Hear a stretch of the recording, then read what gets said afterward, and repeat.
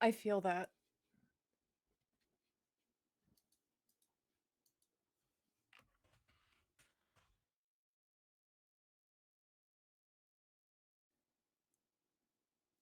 Oh no, I can't chat yet.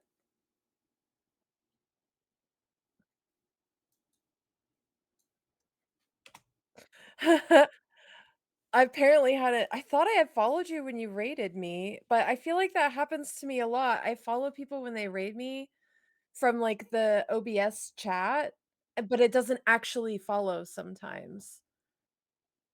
Yeah, it like glitches, and I don't know if it's just because it's through OBS and that's the issue.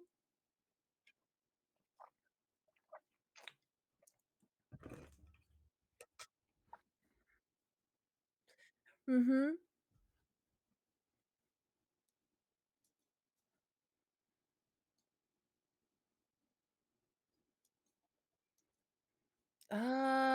I know it's in the dash. Let's see.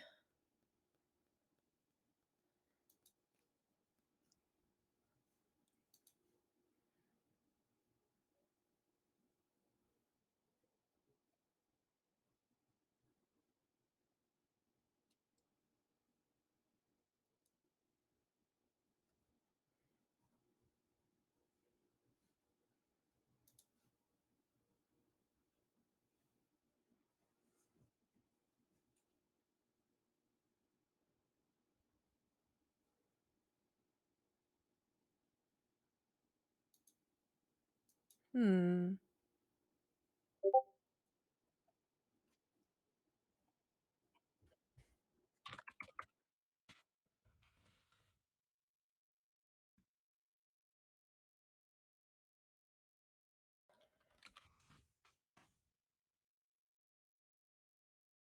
Let's see.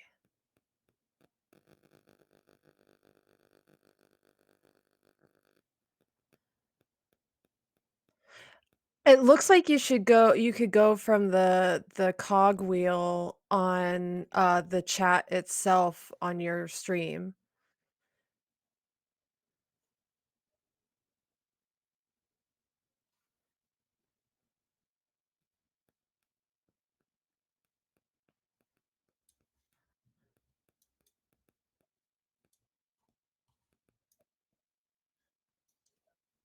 Woohoo.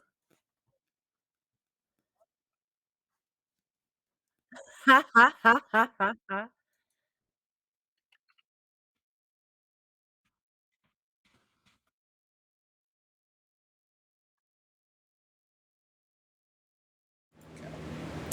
Welcome everybody. Look who's here with me. I'm always pointing the wrong way. Look who's here with me.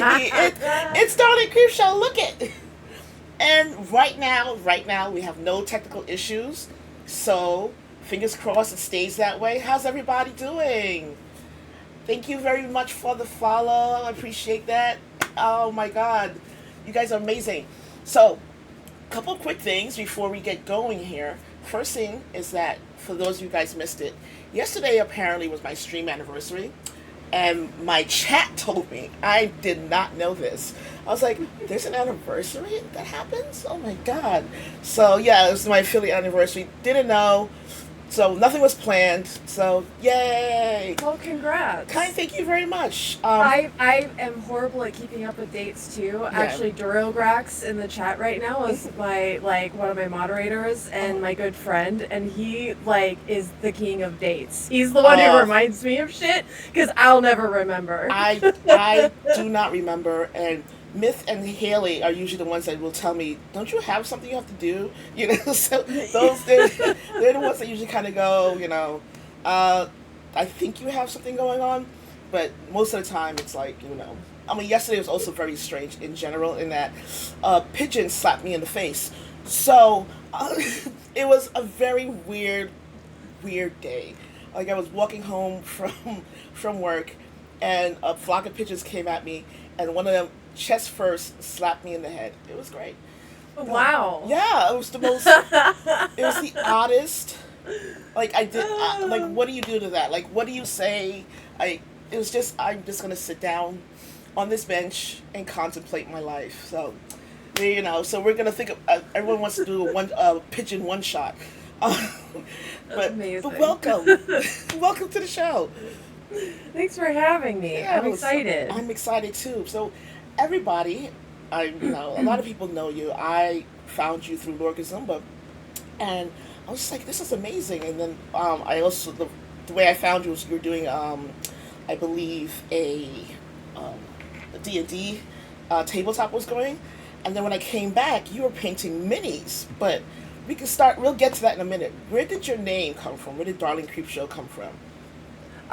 So I'm a big horror nerd, Mm, and when I was, my name actually comes from my very first character in World of Warcraft was Creepshow, okay. and I played World of Warcraft from like day one, vanilla, way back in the day. Right, right. That gives away my age a little bit, but it's fine. That's Uh, fine. It's totally fine. It's okay. and I was always a big fan of Creepshow, the movie, Hmm. and the comics, and so that's where that comes from.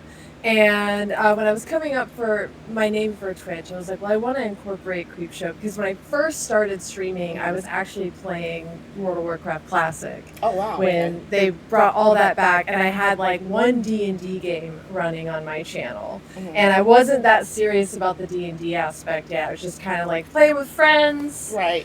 and so the more I thought about, I was like, Darling, Wendy Darling is like one of my favorite Oh characters wow. in Okay. Disney. I'm a big Yeah. Disney geek, surprisingly, for how much I like horror.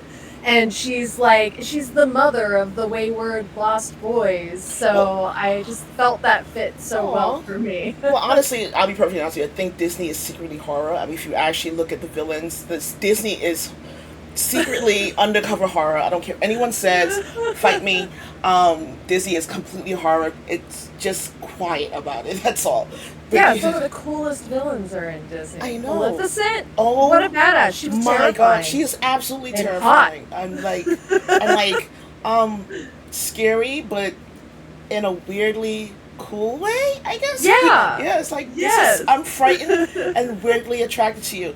Um, so So, for those of you who don't know, Darling Creepshow has this wonderful website, and I completely neglected to put that in the stream elements to pop up. However, if you want, you can drop a link in there. And if you go on our website, you see this amazing portfolio of minis and patches and apparel, and just it looks absolutely amazing. Thank you for the follow. And I was wondering, where did it all begin? How did you start doing all that beautiful, gorgeous art?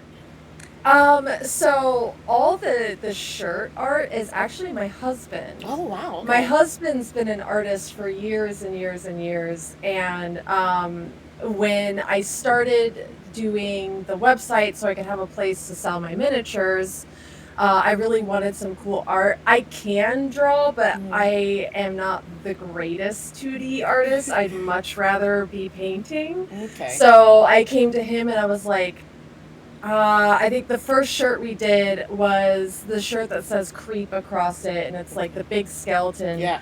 Hmm. with like the leather jacket and the dice. And I was like, I want an avatar that's me. Right. And I'm like a little boy at heart forever. Oh. And so that's why we have like the male, more masculine skeleton, very creepy, and Right.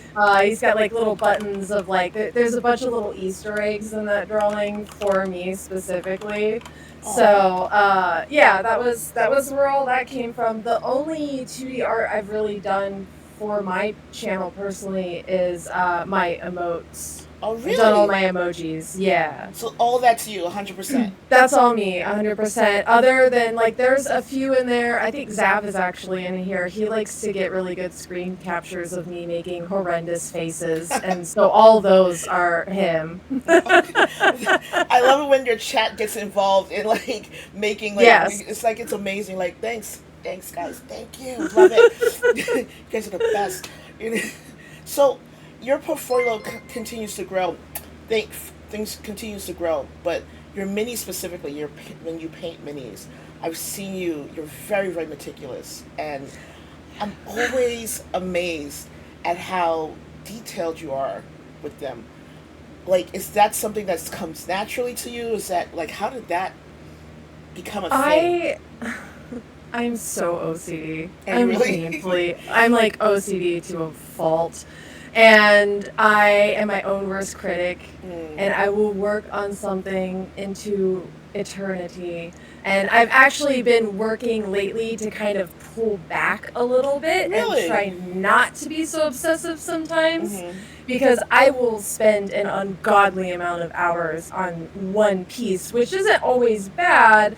But when I'm trying to do this as a full-time career, I Mm-hmm. have to learn that balance. And Okay. I've only been painting miniatures for about a year and a half now. You've been doing it So, for a year and a half. yeah. Really? Because I Yeah. thought this was like you've been doing this for a long time. I've seen your work. I've watched you during stream, and the the detail. I'm like, she must be doing this forever. She must have tons and tons of work. Like, Secretly just a baby. I mean, it's gorgeous stuff. Absolutely Thank gorgeous. you. How long does it take you to complete one of your pieces? It really depends on size, detail, what all is in it. Some of my smaller miniatures can go roughly about 7 to 9 hours. Oh wow. But then, I've been painting a lot of really big pieces Hmm. lately, and some of those can go, I don't know. I try not to keep track anymore because it stresses me out to think about it. But I recently did a commission for Duro. I painted this big stag, and there's at least 30 or more hours in that 30 piece. hours. Yeah. Holy cow. Okay. Here's Granted, a lot of it's this. on stream, and I also have, my viewers love to distract me because they know that I'm like a little puppy dog, Oh my and god. it doesn't take much. We're in the same. You and I are in the same. Yesterday, for the first, I streamed for 4 hours yesterday, trying to finish up some spells, and spent most of the time with my chat distracted me from doing that. We got some stuff done, but not as much as I would like in 4 hours. But Yeah, it's they all make a cool. joke of it now. Like when I start streaming for paint nights, they like to start polls on how long it's gonna take me to get to actually painting that night. Oh, that's a great idea. That is a great idea. That is an awesome idea. So, speaking of chat, if you guys want to ask any questions, please you can redeem channel points, and the questions will go in the queue, and we'll get to them toward the end of the interview. So, go ahead and redeem as much as you want. All the nerd questions you may have. Who knows? So, you just mentioned that this is a full time gig for you. Like, how did that come about? How did you decide that I'm going to be painting miniatures and doing it on stream full time as for a living? So it started back in COVID when I actually started streaming. I feel Okay. like a lot of people started streaming around COVID. Um, I'm a bartender. That's my primary job outside of this.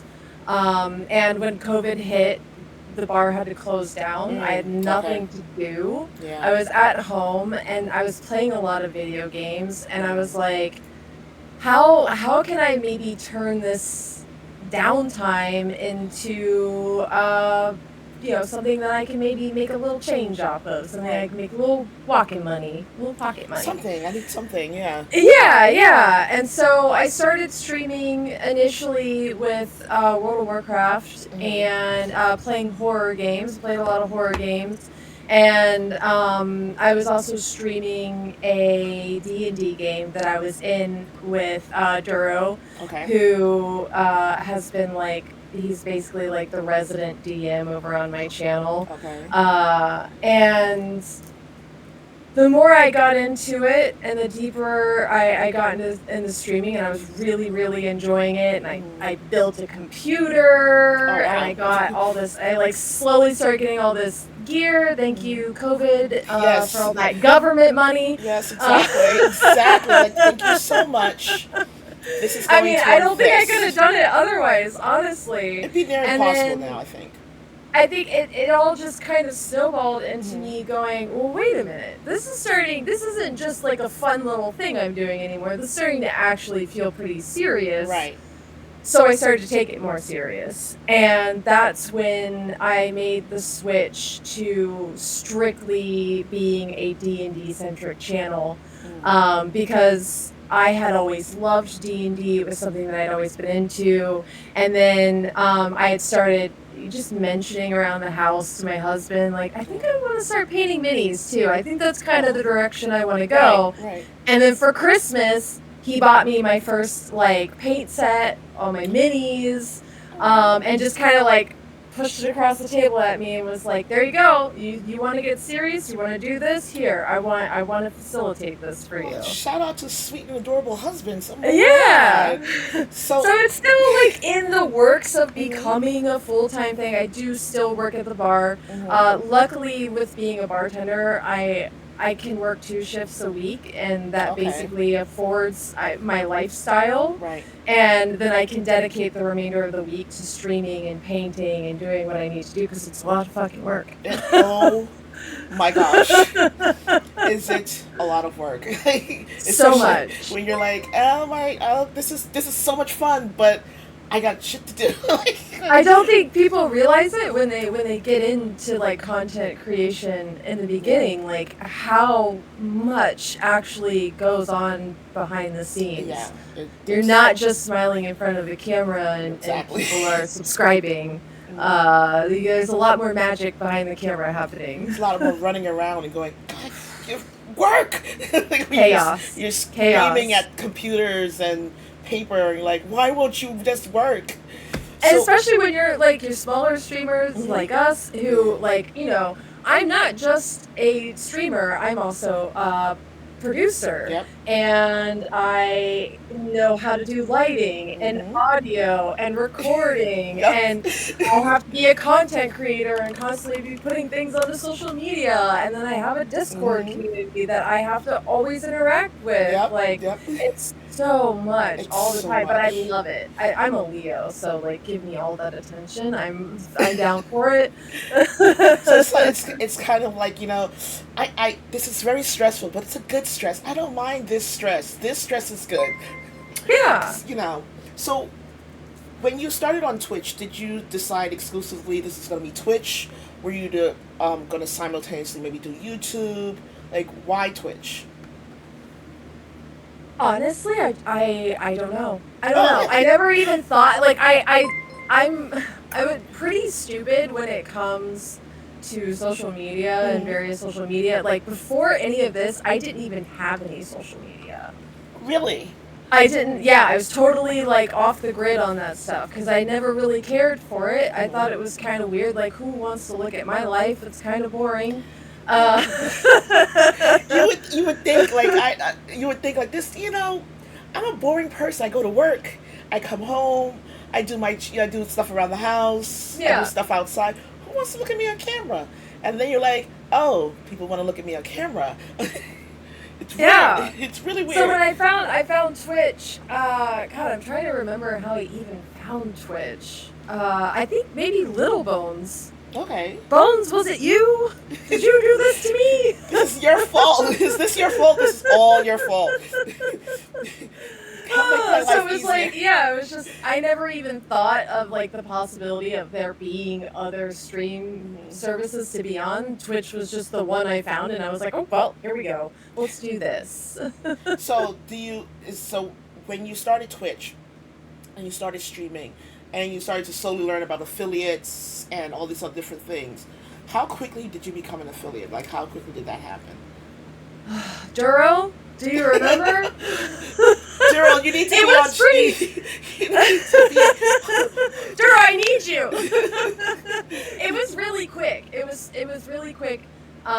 I was really lucky Mm-hmm. because when I started streaming, I had already been playing World of Warcraft Okay. and had like an established guild that I was in. And all my guildies like showed the fuck up. Like Oh they wow. all came in and were lurking me while we were playing. And so I think it was, yeah, Duro, it was about a month or two. And I hit affiliate really, really fast. So Oh that wow. was super cool to just I had already had a community of people that I was investing a lot of time in, Right. and they did something nice for me Oh. basically and lurked me. So that was cool. That's so sweet. Hype in the chat, guys. That's adorable. Mhm. That's amazing. So, once you became affiliate, though, was the goal ever to be partner? Is your goal to become partner? I think I think initially my goal, I was very, very dead set on partner. I thought Mm-hmm. that partner meant a lot. Right. Now that I'm a little later in the game Mm-hmm. and I see things a little bit more for how they are, what they are, I don't really think partner matters to me as much. Okay. I think if I got the opportunity to apply for it, I would apply for it. There are still some partner benefits, but overall, I think Twitch has really squashed a Right. lot of what partner meant, Right. and it's totally different now. Like you don't get a higher cut of your Right. No, you subscriptions. don't. Um, they don't I don't think they push you harder than anybody else. I mean, there's been several times where I've been on the front page carousel and I'm not a partner, I'm just an affiliate. Right. Right. So I don't know. I don't feel like there's much other than like a flashy little check mark next to your name. Right. That I sounds really bitter, and I don't want it to sound like that. I don't know if it sounds bitter. Like I think I agree because Twitch has changed so much Mhm. over time. Whereas a few years ago, partner was like, oh my god, this is someone in my chat with a partner check mark. It actually meant something. It was like they've grinded out to get to this point, with very few Mhm. exceptions. Now it's kind of like it seems like this hurdle I need to jump that doesn't really benefit me either Yeah. financially or socially. Actually, I have my Yeah. followers, and it doesn't garner me more. So I agree. I think you're absolutely right. It doesn't it's not? I would love it. It would be great, but you know, It's a little disheartening. yeah, a It's little a bit. little disheartening that Twitch hasn't really given us another rung in the ladder that really Right, means anything right. anymore. And I feel like they took the rung that they did have. They kind of took it away, and it's like, They did. it's Thanks, weird. Bezos. Yeah, You fucking great. lizard man. It's I believe he's an alien. No one can tell me otherwise. No, yeah, He's no, totally an 100%. alien. We make a lot of lizard man jokes on my stream about Bezos, and I will tell you this one time it actually made me paranoid because my fucking OBS shut off, Are like you right serious? after I started joking about it, and I was like, Oh, he's listening. he can hear us. Oh, do you remember? I don't know how old you are. I'm probably dating myself, but maybe not because I like a lot of niche things. There was this TV series, mini series called V. Me. It was like these aliens came and they were like, I do. Wait, no. yes, and it Okay, had that lizard. was like what, like mid, early 2000s, Yeah, two maybe, thousands maybe a or maybe little 90, later. maybe I can't remember when. There's like two versions, like a real early version and there was another version. But it's Yeah. definitely a miniseries, and they're like aliens. They had like a human skin, but they're actually lizards or something. He Yep. reminds me of that. Like he is totally Bezos is V. Go check it out. It's the best mini TV series you'll ever watch. It'll freak you out. It's awesome. Go watch it. So, um, I've been watching you for a while, looking at, especially when you do the miniatures, and it seems to me that you have this huge mini collection. Like, how did that develop over time, and what has it evolved to today? When did it start? I have a huge collection of unpainted minis. Like, dang it! My actual painted minis, because I don't keep anything I make. I sell it, or like what I'm working on now on the stream are a lot of commissions. Okay. So those are already claimed, already ready to go. Um, but I mean, God, my husband loves to buy me miniatures. He Oh. like for Christmas, for my birthday, if he sees things, he's like, reminds me or reminds him of me, then he'll pick it up for me. Every once in a while, I temporarily lose my mind and go into the game store and think that I'm not going to crush my wallet when I do Oh, this. forget about it. And then I go on a spree and I'm like, "Rah!" And then I get home and I look at all of my treasures and I go, I don't know when I'm ever gonna have time to paint you. I'm There's, gonna put you in a box. and you're gonna be over here from now on.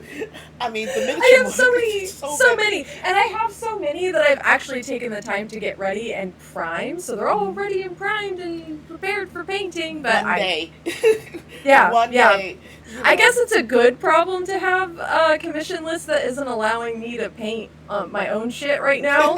I mean, So I yeah. can't complain, but yeah, I got a lot of unpainted I mean, it miniatures sitting doesn't around. matter at this point. It's literally just like, it's a good thing that you don't have time, like you said, because of Yeah, commissions. But there's a little yeah, part of you like, but it looks so good on my shelf if it was painted. I yeah. really want to paint it. So, with all the stuff that you're buying, well, or that's bought for you, what do you think of the miniature market, specifically WizKids, and how they? Yeah. I got some qualms with WizKids because I have quite a few WizKids models. I Mhm. have painted a few WizKids models, and I really like them. I Right. do. My problem is look, motherfucker. Some of us care about mold lines. Okay, Yes, some of us yes. take the time to remove Move the mold rope. lines. Oh my god. How dare you package a miniature that you have primed and pre-painted, and there's mold lines This on one, there? oh my god, and you have to take that little exacto knife, and you're like, don't go too deep, don't go too deep. Yeah. Yeah, but Oh, you're also doing it over like a of layer prime. of thick primer because Yeah. they put their primer on pretty thick. I Yeah, don't they know do. They what do. they're doing over there. But so like not only do I have to sit and I have to rework all these mold lines, which is any mini painter will tell you that that's like the bane of your Yes. existence as a mini painter is fucking mold Mold lines. lines. Yep. Um and then you have to reprime it. Yeah, you're because I used to when I had the time and decided I would paint minis before a session or something. I used to like take the exacto knife and then eventually I was like, I get a little nail file, I'll file it off. And then Mhm. it occurred to me, oh, I gotta reprime this now. God damn it, Yep. it's a pain in the Yep. ass. Um, It pisses me off so much. it's so But bad. there's a lot of great mini companies out there. One that I work really closely with is Lethal Shadows. All right. Um, Patrick, who runs Lethal Shadows, is really, really amazing, and he has just hit the ground running with it's his business. It's very small still. They have very limited number of people working for him, but he is hitting all the conventions. He is just going crazy, and I'm so impressed by his determination. But I've bought a lot from him, and one thing I really like about Patrick is that, like, if you are a dedicated customer, he will hook you up. Oh wow. He actually cares about his product. Every product is like hand inspected before they go out. His packaging is super, super cool. And it's all resin, which at this point in Oh, my life, nice. I prefer painting Yeah. resin. Yeah, I definitely. will paint plastic if that's what you commission me to do. Like I'm doing those big dragons right now, and those are all Reaper Bones 5. Right. So they're all plastic. But I prefer Resins are a so much, resin and they're printed to get nicer. no mold lines. And Exactly, and they the only just thing is they feel I'm nice. a big klutz, so I have to be really careful Hmm. because if you drop a resin print, it's not like plastic where it's just gonna bounce across Nope, the floor. it's It's gonna likely break. gonna shatter. It's gonna break. It's definitely gonna break. So what's I'm sorry, what was that? His website? Lethal Shadows Gaming. Okay, awesome.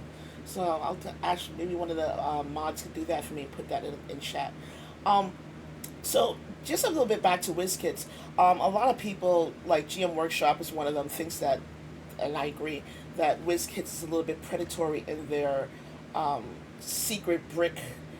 You don't know what you're gonna get. $400.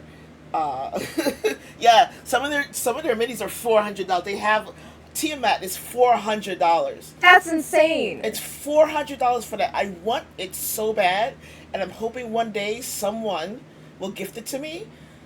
Seriously, WizKids, get on the ball with that. But Yeah, with kids, what are you doing? You're yeah, fucking like, but around. I mean, come on.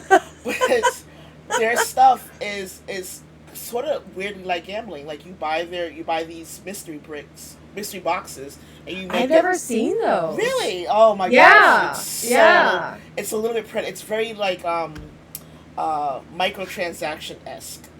Oh, okay, yeah, yeah, yeah. Yeah, I hate when companies do that. Don't fucking do that to yeah, me. it's super. But I It's feel like annoying. I feel like with the mystery stuff, Hmm. as you know, what they're always trying to do, what any company is trying to do, if they're selling you like a mystery block, what you're really getting is the stuff they couldn't sell. Yeah, I And they're agree. repackaging it so you don't know that it's the Hmm. stuff that they couldn't sell. And Right, they might put one cool thing in there. right, and I But I think feel like so. that's really like the commonality. Like most people with any sort of common sense should know that going into purchasing one of those. Right, I'm always really wary of that stuff. I would rather just pick out what I want. I But agree. with Yeah, WizKids, all I ever buy from them is beholders because unfortunately they have some of the best beholders on the they market, and do. that's one of my Yeah, favorite really. D&D. Yeah, it's my favorite monster. Hands down, I'm obsessed with beholders. I love Oh, them so much. oh I wow, have a really? favorite beholder, like Oh, I'm gonna get into that. We're gonna get into it because I'm gonna want to see it. I'm gonna want to see it. You know, I mean, my favorite is Yeah. the right now is the gibbering abomination from Okay. 4E, and it looks similar to Beholder, I guess, in a weird way, but it's absolutely disgusting. I think it's cute. My chat thinks I'm crazy, but I think it's adorable. It's I love a gross boy, you yeah, know? I love it's a little weird cute. gross boy. It's I feel so my cute. soul connects to that. I'm trying to get someone in chat to actually draw it for me, but with a cute esque aura to it. But they think I'm nuts. So, so hi Maddie, welcome. So for your personal mini collection, is there an end goal to your collection, or are you just going to keep going until you have no more space? I mean, for me, it's really painting minis and having them sold and seeing them played with. Mm, yes. That's like for me personally, that's what I love. Eventually, I would like to have an office setup where I can paint more for myself Right. too, because I would really like to start doing dioramas. Oh. That's like I'm really into the diorama thing. I would love to do some dioramas, some for myself that I never sell, some that I try to sell. Right. Right. But yeah, I think that's kind of my for my personal collection is to have the space in my office to have a Mm, cool diorama setup. that would be Think so cool. like the tabletop in the attic of Beetlejuice. Like Oh. that's the shit I want to do. I think that would be super That would be fun. amazing. That would be one of those things I've like you have to play in it, obviously, Yeah, and I put a lot of thought into it because we're the Creeple of Creepville on my Hmm. channel. I want to make that a tangible thing for Right. the Creeple. Yeah. So to have like a diorama of Creepville behind me, Oh. and then you could have your own little miniature of yourself in Creepville. I think that's my ultimate goal with my personal collection That would is to definitely be include cool. my community in it too. I think that would be exciting for everybody. You're very heavily community based, Yeah. and like I said, I very rarely interact in your chat. I kind of lurk around, just kind of go, "That's so cool what she's doing," and do my thing. Like you're very cool background, um, but you're very heavily community. How has your community affected your channel? How so? In that, like, is it more a closed off community, or do you see it growing bigger and bigger every day? I want more and more You people. want I want to more and more. Like, I want everybody to be best friends. I don't really hang out with a lot of people like yeah. in real life. I have really bad anxiety and I get really Mm, weird. For as like charismatic and outgoing as I can be, it doesn't translate so well in reality for right. me. People in reality scare me. So it's like I have this like whole crew of best friends Hmm. Hmm. online and we can all get together and we have our silly little inside jokes. And I love that the people in my community are also super welcoming to Right. new people. Like, Hmm. whenever we get a new follow, everyone jumps on. It's like, hey, welcome in. Hey, what's up? Here's your robe and your Kool-Aid. And we have like all these little jokes and silly things. And, I hang out in Discord a lot with my community. We have Hmm. movie nights. We play video games together. I love that aspect of it. It's Right. like Right. things that I wanted 'cause I grew up a very lonely, very sheltered kid. I was an only child. Okay. I was not cool in school at all. All I really I really wanted to play D&D as a kid and could never find people to play with, so I ended up turning to writing, and so Okay. I just kinda secluded myself and wrote a lot, and then I found an online writing community Oh when, wow. the world of, like, Yahoo chat rooms still existed and Yes. Oh shit. my gosh. Old school role play. 100%. 100%. I'm just like, And so it just kinda, like, now it's evolved into this much bigger thing of, like, Twitch and my stream and my community, and it's super cool, and now I do have a lot of people to play D&D with right. and play games and hang out and be silly and be myself, which is really cool. So off of that, do you think that a lot of content creators, especially here on Twitch, are here because of social anxiety or inability to really connect, or I like to say to a lack of wanting to people outside with people. I think, I feel like I can't speak so much for other content creators as I can viewers. Right. I have made some really, really amazing friends out of my viewership. Yeah. Jenga, who's in chat, Durograx, Valis, Kagome, like these people I consider like my really close Right. friends. Right. And I know that a lot of them are very similar to me, where they turn to Twitch because maybe they don't have time to talk to people in the outside world because they're really busy, because the economy is shit and Yeah. we're just getting crushed, and we just work, work, work all the time because that's what we have to do to survive. Right. Or they're maybe more socially awkward like I am, and find it harder to make friends that aren't online. And I've heard that a lot from my friends that I've made through my community, from various people, like, yeah, like, I don't really talk to a lot, like, y'all are my friends, we Right. come here to hang out, y'all are my Yep. friends. I'm Yep. like, this is cool. It's really a really cool way to bring people together, and I like that. But as far as other content creators, I don't know. I think maybe, yeah, there's probably a good majority out there. But then you have people that are like the big heavy hitters on Twitch that Yeah. they're here for the money. Like they don't even interact with their communities, Yeah, I've seen it. and it's wild. I went on. I think I went on. I forget the creator's name, but I happened to just come across his channel. Think he was playing PUBG, or I forget what he was playing, but it doesn't matter. And his chat was going a million miles a minute.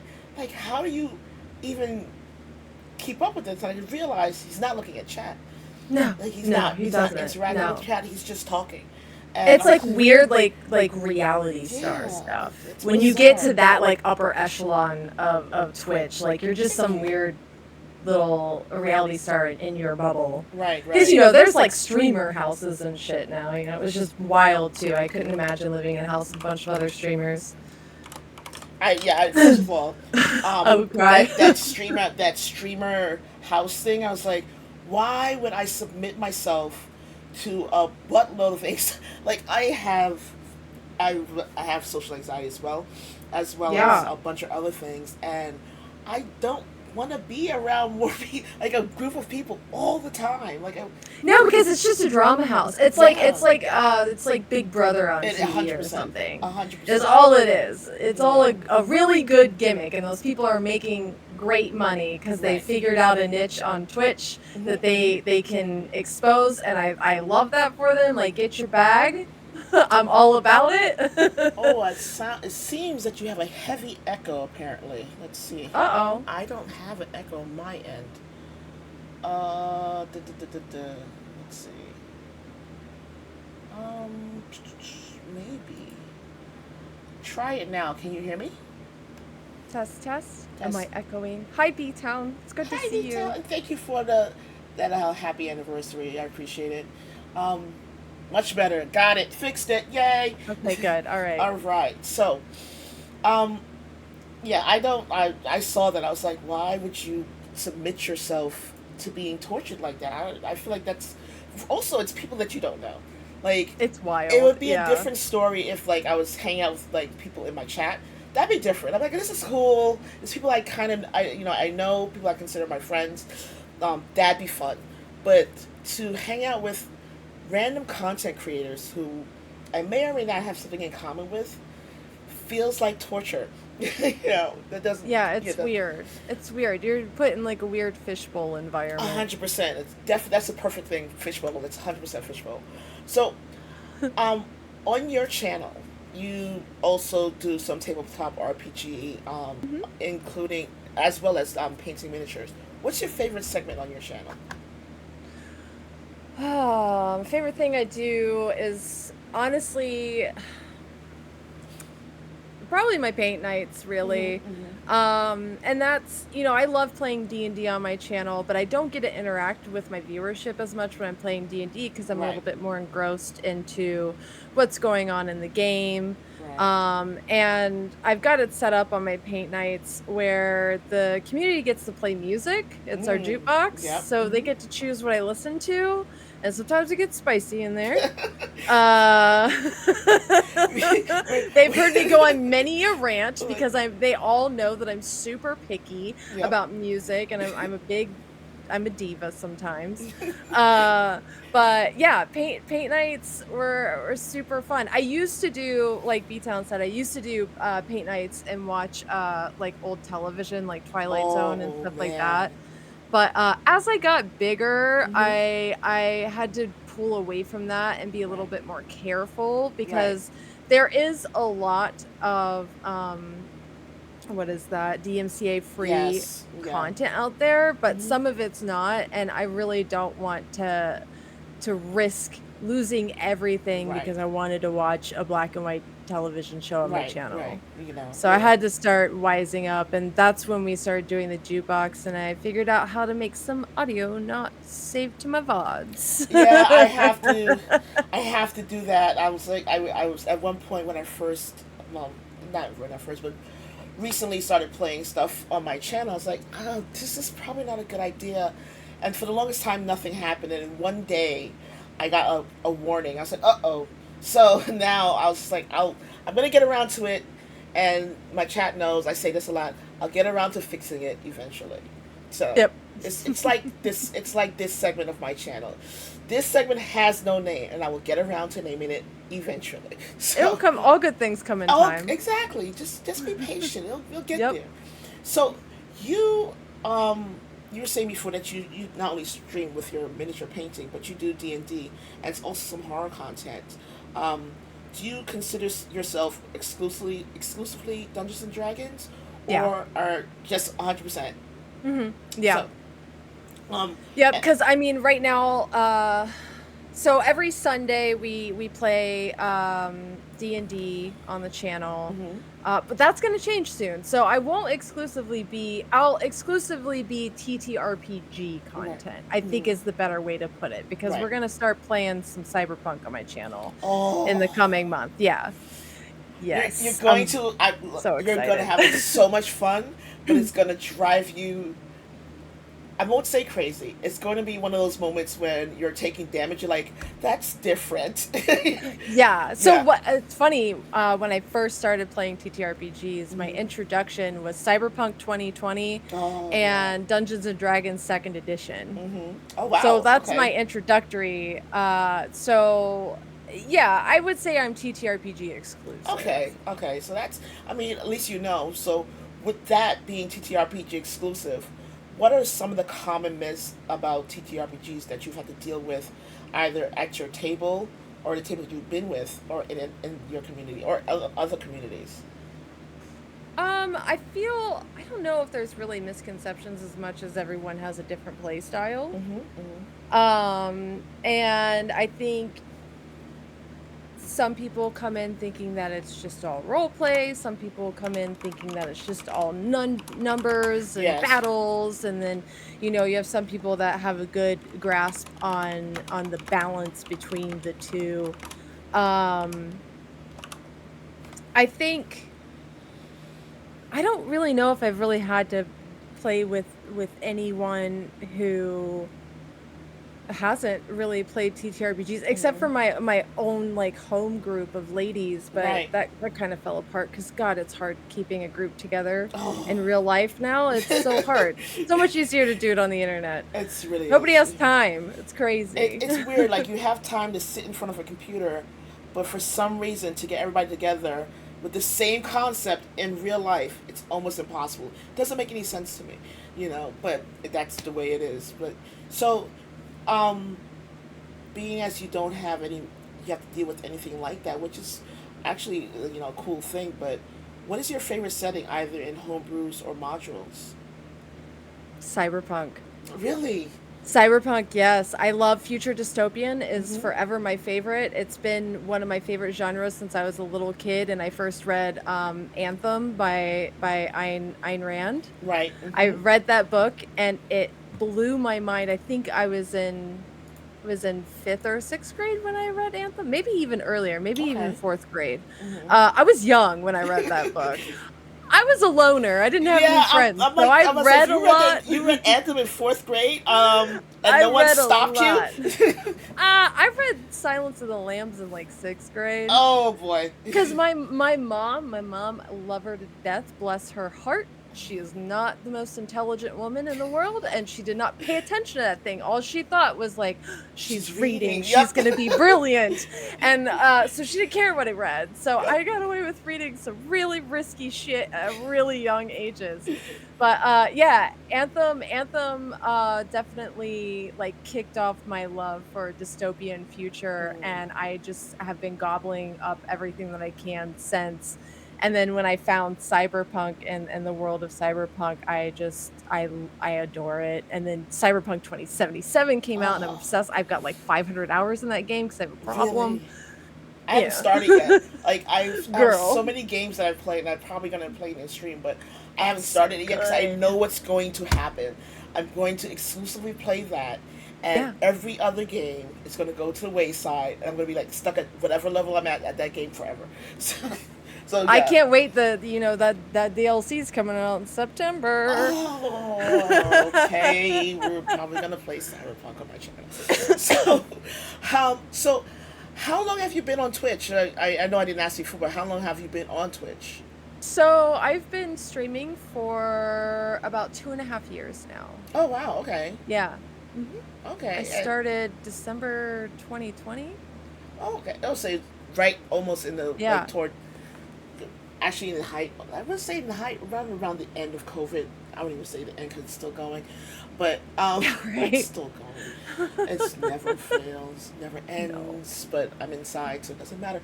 Um, so with you being on Twitch, do you have any plans to come to branch out in other streams like TikTok or YouTube or I Rumble's thought another one? so. I know that there's a lot of um there's a lot of viewership to be found on TikTok because Yes. TikTok is arguably the biggest social media right now. Yes, 100%. Um, but and I've talked a lot about, some of my closer people in the community. I've talked to them a lot about branching out into TikTok. I have a couple TikToks, but I'm so bad with the amount of work that I have to put Yeah. into my Twitch stream. Hmm. That it's a lot. It's a lot to sit and cut and edit videos It's a pain in the and all ass. of that. It's a pain in the ass for sure. Yeah. I think that there's definitely a community there that I Hmm. could reach out to, but it's really how do I want to do it? Like, how do I want to go about that? I've had some ideas Hmm. of doing some of my favorite D&D characters that I've played through the years Okay. and making them real characters in like series Right. and doing kind of like how would my dwarf female react to this world, to the real world? like Like stuff like that like could be what? pretty fun. What is this like? Like it would be amazing to see But like you're it's like a dwarf looking at your lava lamp in the back going there going, what in the actual hell is going on? yeah, exactly. Just like weird funny things like that, but that requires a lot of writing, producing, editing that Hmm. just don't have the time for. I use YouTube. I don't stream on YouTube. Okay. I basically use YouTube to practice my editing skills on Okay. videos and then dump all of any like TTRPG game I've ever Mm-hmm. played on my Twitch channel. Uh up to like a year and a half ago is Mm-hmm. all on my YouTube. You can find all of that there. So it's just back catalogs of games and one Okay. shots and Gotcha. um unfortunately there's one game from my streaming career that's not on there Oh. and that's before I started realizing that I could save my VODs and edit them. Oh But I was still boy. just a little baby idiot streamer and I had no idea what I was doing. I disappeared. No. Oh, that Yep, I sucks. lost all of that. It was such good content too. It Oh really makes man, me that sad. sucks. So that's sad. That makes me so unhappy. So And it was my first 5e game too. First really? 5e game I ever played. Yeah, was on Twitch. Oh, that sucks.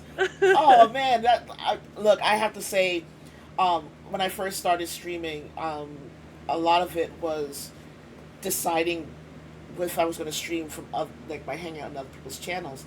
So when I finally came up on it, people came my channels. They supported me. It was great. Thank you very much, everyone.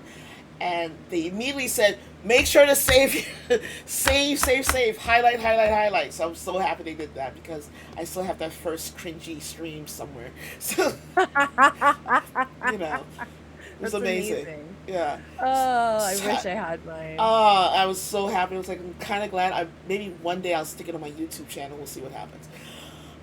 World Wizard of the Coast has recently changed the game with their new. I don't know what they're calling it. If they're calling it 6E or 1D&D, but essentially they've, in my opinion, sanitized D&D in a way, in an attempt to make it more inclusive. They changed a lot of rules. All these things have happened, and people are now accusing them of doing what they did with 4E to this new version. Do you agree with the direction that they're going in, or So I never played 4E. I don't actually know anything about 4E. 4E for life? Yeah, I don't know anything about 4E. I've seen some of the hubbub Mm-hmm. about the new D&D and the new direction they're taking. I've also watched them backpedal a lot, which has Yeah. been really entertaining, especially when the whole what was the big argument over the Creative Commons license stuff when all Oh of my that god, happened. the homebrew And stuff, then and people are like yeah, lost their minds. So it's like, and the dudes at Pathfinder were like, "Well, actually, yeah, come on all over. your lawyers who fucking wrote that shit work for Mm-hmm. us now, so you might want to think about what you're saying, Mm-hmm. WotC and Hasbro, and we're gonna come at you with our own Yep. paperwork, and Yep. we're gonna sue you if you don't stop fucking around," which Yep. is amazing. It was so cool. To Definitely cool. watch all of that and to watch WotC just kind of go, "Oh Yeah. God." Like, okay. Um, Personally, I don't really care for whatever the Mm-hmm. hell they're doing because now it's Hasbro Right. and Right. it's just this giant corporate entity that Mm-hmm. does not give a fuck about players. Agreed. They only care about peddling to who's crying the loudest at Right. whatever point in time, in my opinion. Mm-hmm. So I'm just not interested in that. I came to D&D for storytelling, Yes. for friendship, and for role playing. At least of all math, but I just have other people do math for me. Look, I I have a friend. I have a couple friends who are really good at math, and if I can't get in touch with them, I just stick it over to Robert Hartley. It just Yeah, yeah, he's perfect for exactly. Like, that. fix this. I don't know what I'm doing with math. It's just numbers. Fix the numbers. Yeah, math I is mean, bad. if it were up to me, I would probably play old school versions of D&D. Hmm. But it's just harder Right. because everyone wants to play 5e, and so I run a 5e. Durograx runs a 5e game on Hmm. my channel every other Sunday. Yep. But when we start coming into Cyberpunk and playing Cyberpunk, I am actually going to be playing Cyberpunk 2020 and not Cyberpunk Red. Oh, really? Okay. Yeah. Yeah, Okay. Cyberpunk Red kind of bummed me out. I'm not with the Yeah. Yeah. newest the newest like supplement book that they released, they introduced fantasy characters. Yeah. So you could play like animal people Oh, and cool. Okay. elves and stuff like that in Cyberpunk, and I am very very strictly my fantasy and my sci-fi are separate.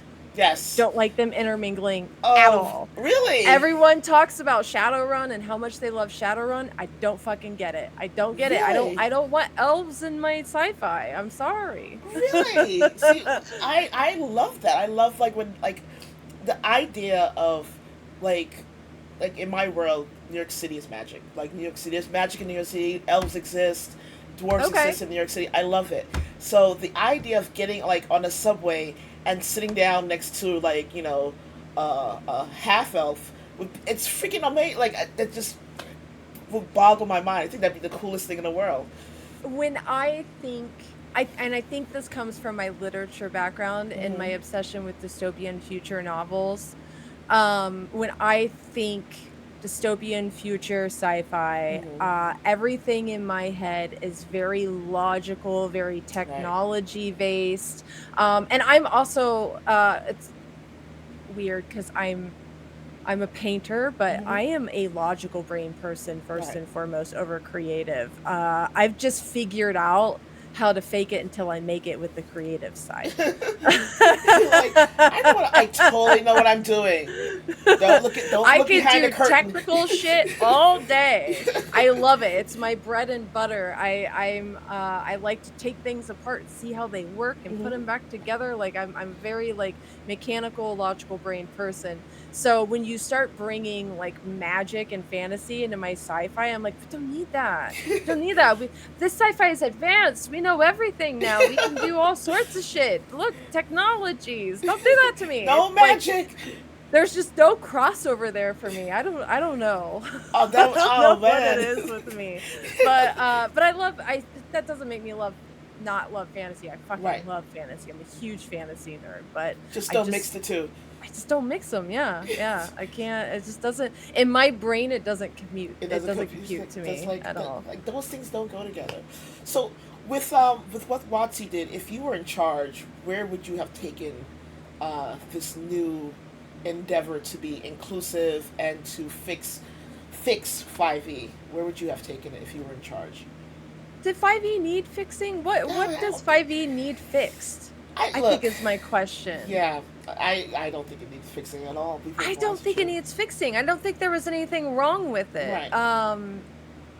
I just it's just weird to me. It's weird to me that there's just all this weird backpedaling happening Mm, and I don't understand. I don't think there's anything wrong with 5e. right. Other than I think 5e was too easy. Yes, I agree. I think they. That's my problem. Fix Yeah. that, Yeah. Watsy. Make it not being so fucking easy. Like, stop.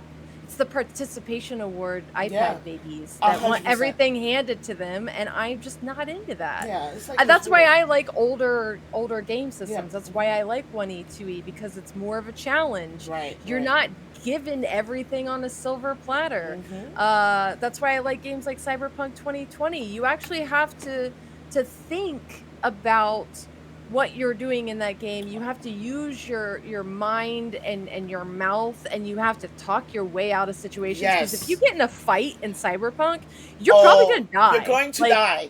you're gonna die. The So you cyberpunk have to games I've run, be people die when they do that. yes, you have to be a lot more like you have to think. You have to be a critical thinker, and Yep. that's what I think is really cool about TTRPGs Yes. is the role playing and the critical thinking aspect of it. That's my favorite Yeah. part. Yeah. Mm-hmm. So I think where WotC fucked up with 5e is they just made shit too easy. It's Yeah. cake. I Like your agree. characters are literally these all even at like level 1, you're kind of all powerful, and it's wild to me. That's not how that Like works. what? What's the point of leveling?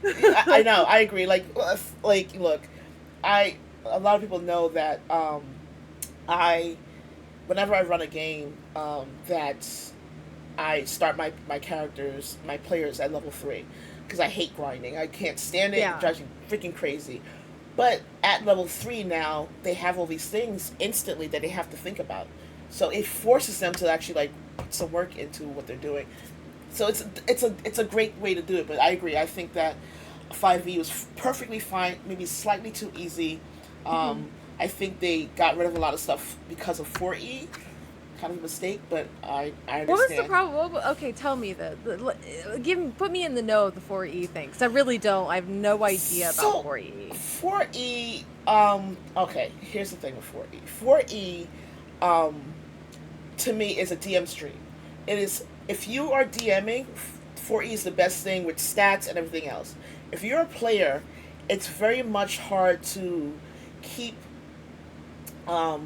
your abilities, know what your abilities do, and keep everything organized and be able to do all that. And on top of everything else, have to grind. Like it's very much a grind through level after Okay. level. It's I will say that that's one of the things about 4E that it grinded out the players. So they're like, oh, another freaking fight log. Ugh. So players got kind of like burnt out on like another grinding through this session. So it was very heavily uh, battle heavy. So that's where the Oh, maps came okay. from. That's All where right. the minis and the squares came from. It's from 4E. It's like very battle heavy and less role playing.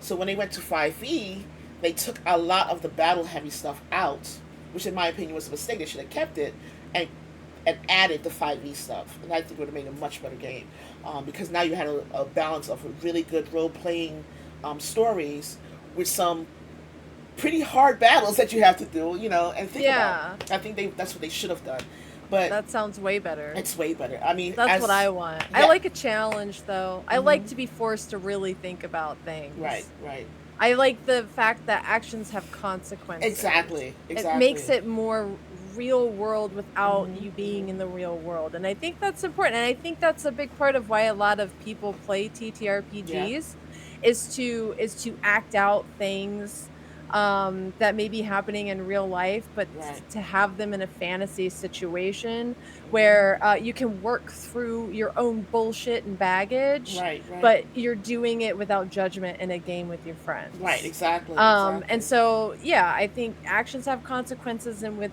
5e, that's not as Yeah, much the case. it's I've not a done lot of some really, consequences. really asshole stuff in 5e with characters that have really made Yeah, DMs mad because yeah. I'm like, eh. Well, I look, know how to figure this out. I know how to play with this my system. I'm a jerk. I'm people sorry. know this about me. If I'm DMing a game, I am not nice. Like I'm not nice about how I DM in my game. So, a lot of times you're like, you do this thing, you better commit and you better figure a way out of it because good luck. Even some of my spells, a lot of my spells that I homebrew, not necessarily with spell slots, but I'll take your HP if you want to use that spell. Like, and I'll take it Oh, I permanently. like Yeah, that. I'll take it Oh, I permanently. really like that. Yeah, there are spells like we were working Yeah. on that yesterday. Like where there are spells where, you want to do that thing? Sure, no problem. I'm taking your HP for it. You don't need a spell slot. I'll take your blood. It's great. It's awesome. I think some of this stuff comes back for me personally to like very literal, very logical, and like how things should have Hmm. consequences. Yep. And like, say your character is doing a blood spell, like you're doing some sort of blood magic. We Hmm. went in blood magic, if you actually read about that stuff, because I read about all sorts of weird Hmm. shit, you have to give to See, receive. yep. So you would have to give some HP, some life, your Hmm. blood, Hmm. to create whatever. Of course, the magic's probably going to be a lot more powerful, Oh yeah, it's gonna be but powerful, there's but here consequences. come the consequences behind it. You Yeah, might yeah, die. yeah. You I might love die. that. Very I. exciting. It's very exciting. I've been working on this book for a while, but it's another story. So speaking of old school D&D, you routinely play in Lorca's Zuma stream, who was Mhm. recently on my channel when we interviewed him a few weeks ago. I love And Jay. I love him. He's adorable.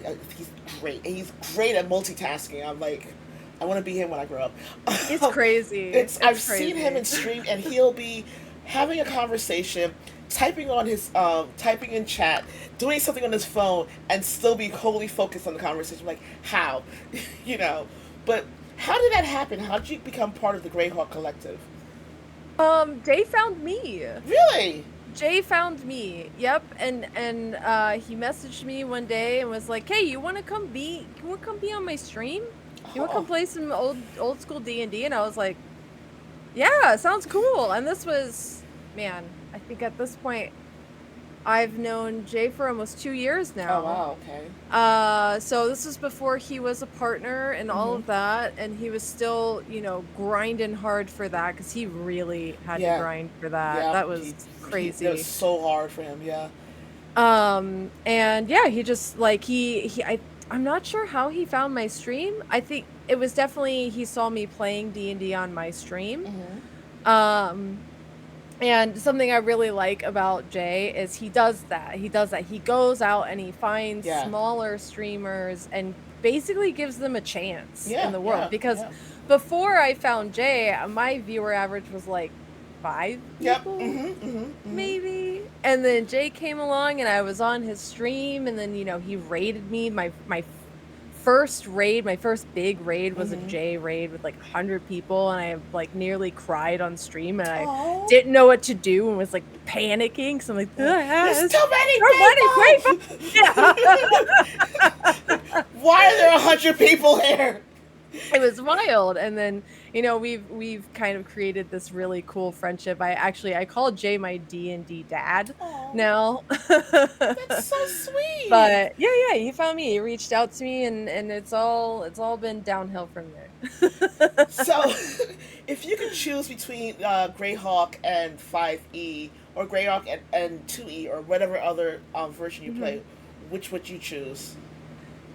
Greyhawk. Really? Okay. Yeah, Greyhawk. I really there's so much content there. There's Oh my content for god. days and there's still room to write your own. Yeah, yeah. And I love that. And the Greyhawk community has been nothing but kind Hmm. to me. They have accepted me with open arms and I adore them so much. I Oh. I just love it. Yeah, it's such a great community. When he was on the channel, Jay offered. He's like, if you ever want to play, because I've never played 1E or 2E, and I've always wanted to. And he offered to. He's like, whenever you're ready, let me know, and I'm definitely going to jump in there and let him, because I want to play so badly. Come play with us. I want to play so bad. I want to play so bad. It's like I want to do it Ah, so badly. Like I think it's going to happen very very soon. So I'm probably going to be nice. jumping in there and bugging him like, okay, I'm ready. That'd be really cool. Yeah, I Hell can't yeah. wait. Um, so do you plan on streaming with the goal of like, you said that this is now full time endeavor for you, but you Mhm. do work at a bar 2 days a week. Yep. Do you plan on making this exclusive and never working outside of streaming again, or do you just keep want to keep that outside life for yourself just to have something I don't else to wanna be a do? bartender forever. I really don't. I really don't. When I started streaming and this became more serious for me and my eyes were open to the fact that wow, I could actually potentially make a real Hmm. career out of doing something that love and I'm passionate about Right, and like, right. I don't get tired of and I have all these amazing people around me. So, yes, very much so. Hmm. I want this to be something that I do as a career and my sole career. I think I've told my husband multiple times that 40 is my cutoff. I do not want to be bartending Yeah. anymore when I'm 40. I've Right. got 4 years to figure it the fuck out. Okay, there you go. Like we need to do this in 4 years. Yeah, yeah. And I think having the painting aspect has Hmm. really helped it become more of a reality for me because beforehand, um, before when I was painting and I was still playing games and stuff, it Hmm. was a little bit more of like a fun hobby. But now that I'm painting, I'm really invested. I'm having more people are showing interest in my work. They want to Hmm. buy work from me. So now it's just learning how to paint faster to keep up with Right, demand and to make it more feasible as a career. right, right, right. So, how does someone, if they want a commission from you, how do they go about doing it? Like, what do? Go to my website. I Yeah. have a little spot on there for commissions. You fill out a form, Hmm. which shoots over to my email, and then I get in contact with you within 24 to 48 hours. Okay. and we just kind of talk about like what you want, Hmm. if you have any specifics about it, if you have a budget. I always like to ask people their budgets Hmm. because shit's tight Yes. Oh my these God. days, and I like to work with people's budgets. I like to try to figure out like how we can make something possible because Okay. uh original paintings aren't necessarily always the cheapest thing, No. especially when you're getting like really big models. Right. Right. Right. Uh, even buying like some of the models I have, buying them on their own, like my big stag that I did, she was almost $100 just the model to buy. Really. And then I had to paint her. Yeah, yeah. It's a high quality resin print, so you get what you pay for. Okay. But yeah, yep, I definitely I have a little commission spot on my website, Hmm. and I'm always looking out for that because I love doing more stuff. So, when someone commissions you for a piece of work, do you 3D print things, or is I just have a like? 3D printer. Are I you serious? do. Really? I haven't used it yet. It Oh was man. actually it was actually sent to me by one of my viewers, gifted it to me, which is really cool. Hmm. But the house I'm in right now, I'm actually in the process of trying to buy a house Okay. in the coming year. So I have more space and a bigger office. Oh, It's that'd be really awesome. important. But the house that I have right now, I don't have anywhere where I could put it. Um, I don't want it around my animals. I have Right. 5 dogs and a cat Okay. and a lizard. Okay. And I Got you. know Got you. that those fumes are not really the best, Yeah, and they're a little I'm really toxic. weird about that stuff around my dogs, and I don't Hmm. want my house to smell like that. So the goal is to have like my own space for printing, but that is a future thing for sure. I plan to be printing stuff in the future. But right now, I if I need something like specialty printed, that's where I get in contact with Patrick from Lethal Shadows Right. because he will print me any file that I Oh can find wow. and send to him. Okay. So he has a site full of an insane amount of files, but he also offers just printing services Oh, and that's does amazing. custom printing. And like I said, his quality is so good. Like I wouldn't go to anybody else. I never have issues with him. It's fabulous. But yeah, he's printed out a couple custom minis for me at this Oh, point. that's awesome. That is absolutely amazing. So, as for the DM part of your stream and the player part of your stream, what regrets or mistakes have you that you've made as a DM or player? Like, do you have any regrets as a DM or player? Oh man, do I have regrets? Uh Man, nothing major is coming Right. to mind. I think my biggest regret is not DMing more and not Mm. making the time for it, but nowadays a lot of my daytime is either spent working on stream stuff or painting, so I don't have the time to DM as much. Um yeah, I think that's really not making more time for that, not having more time for that is a Right. regret, Right. but I can't really change that, unfortunately. I mean, time is time. It's like, I mean, if you could control time, I wouldn't be, Right? I'd be able to do this all of If the time. only. I would never be tired. So, when Mm. you do DM, how do you balance prep and knowledge and pretty much just getting on stream and winging it, or when you do DM? Okay, so it kinda depends on what I'm doing, because I like to DM in different styles. I like to play Hmm. around and, like, stretch myself and see what I can get away with and what I can do. Yep. And really just like it's like a little exercise for your brain. So if I'm doing a one shot, Hmm. which I've done a couple one shots on my channel, I'm always very heavily prepped for those because Right. I'm on a time schedule. Right. And if everything planned out, it's a little bit more of a railroady session, Hmm. Hmm. but I try to keep the story really interesting and cool, and so the characters don't mind as much that they're kind of being railroaded Right. for that Right. 3 or 4 hours that I'm doing this. Right. Um, with my girls at home, because I have like a small girl group that I DM for on occasion. I started my very first DMing that I ever did was module, and I Hmm. started doing a module just because it freed me up to not be so like prep obsessed and Hmm. so Hmm. worried about things. I kind of had a guideline to go by. Um But sometimes I like to just wing it and see what happens. Oh, And love I've winging it. done that a few I times. love winging Uh, it. and it's really, really fun, and there's a lot of chaos there. Yep. And for as structured as a human I am, it's really cool to test myself sometimes and see what my limits are. And so far I've handled those sessions really, really well. And I was really like, it's like I learned something new about Right, myself right, there. It was really cool. So, yeah, I'm kinda all over the place on it, honestly. It really just depends on what I'm feeling and what I'm doing. right, right. So, how often are you able to DM now? Now that you have the commissions that you have to do, the stuff that Right. you do with the Greyhawk Collective, the stuff that you do on your own, the TTRPGs that you do on your own channels. How often are you be able to DM So at us? this point, I'm down to, like, specialty one-shots. Oh wow. Okay. Yeah, so my last one I did wow, that was almost a year ago because I did a Halloween one, and we'll probably do another spooky Halloween one-shot again this year. That might be, Hmm. like, my one DM one shot that I push Right. every Right. every year to Hmm. do.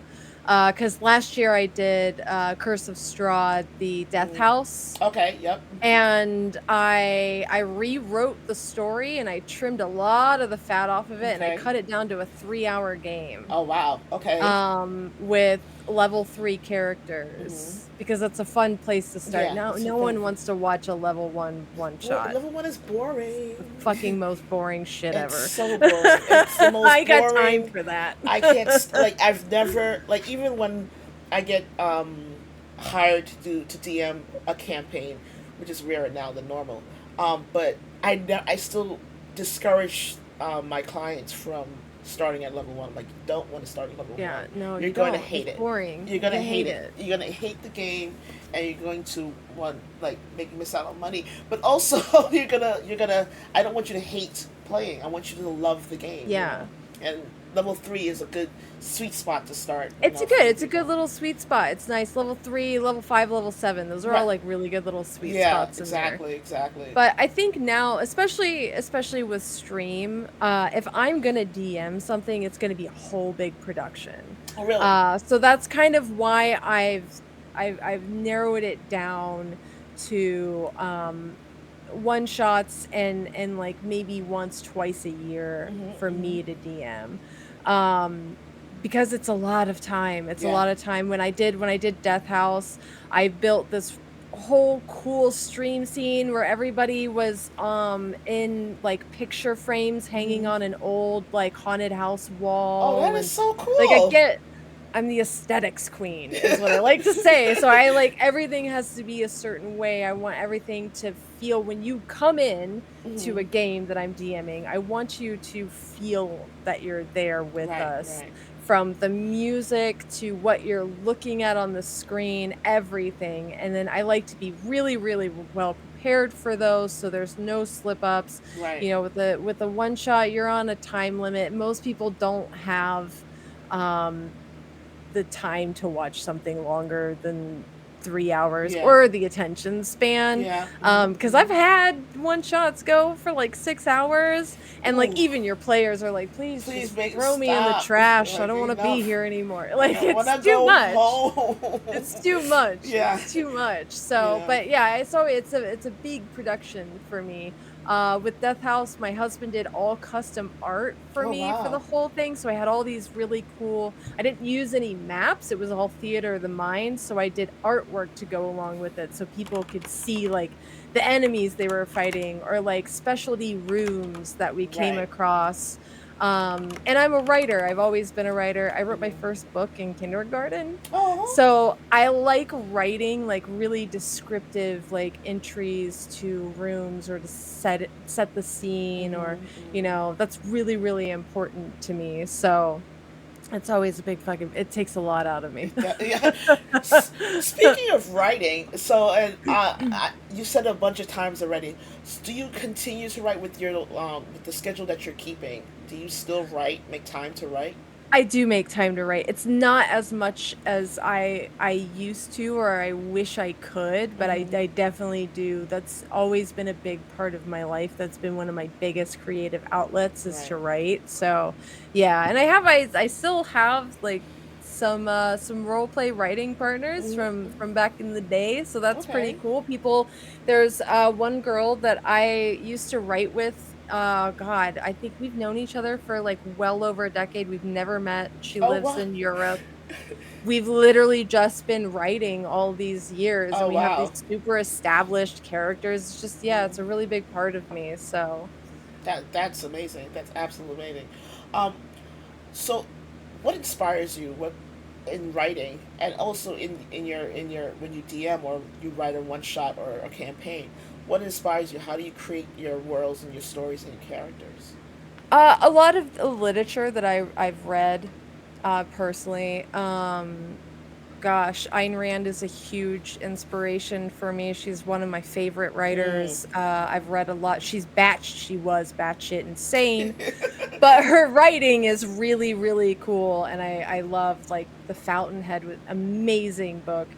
Atlas Shrugged, amazing book.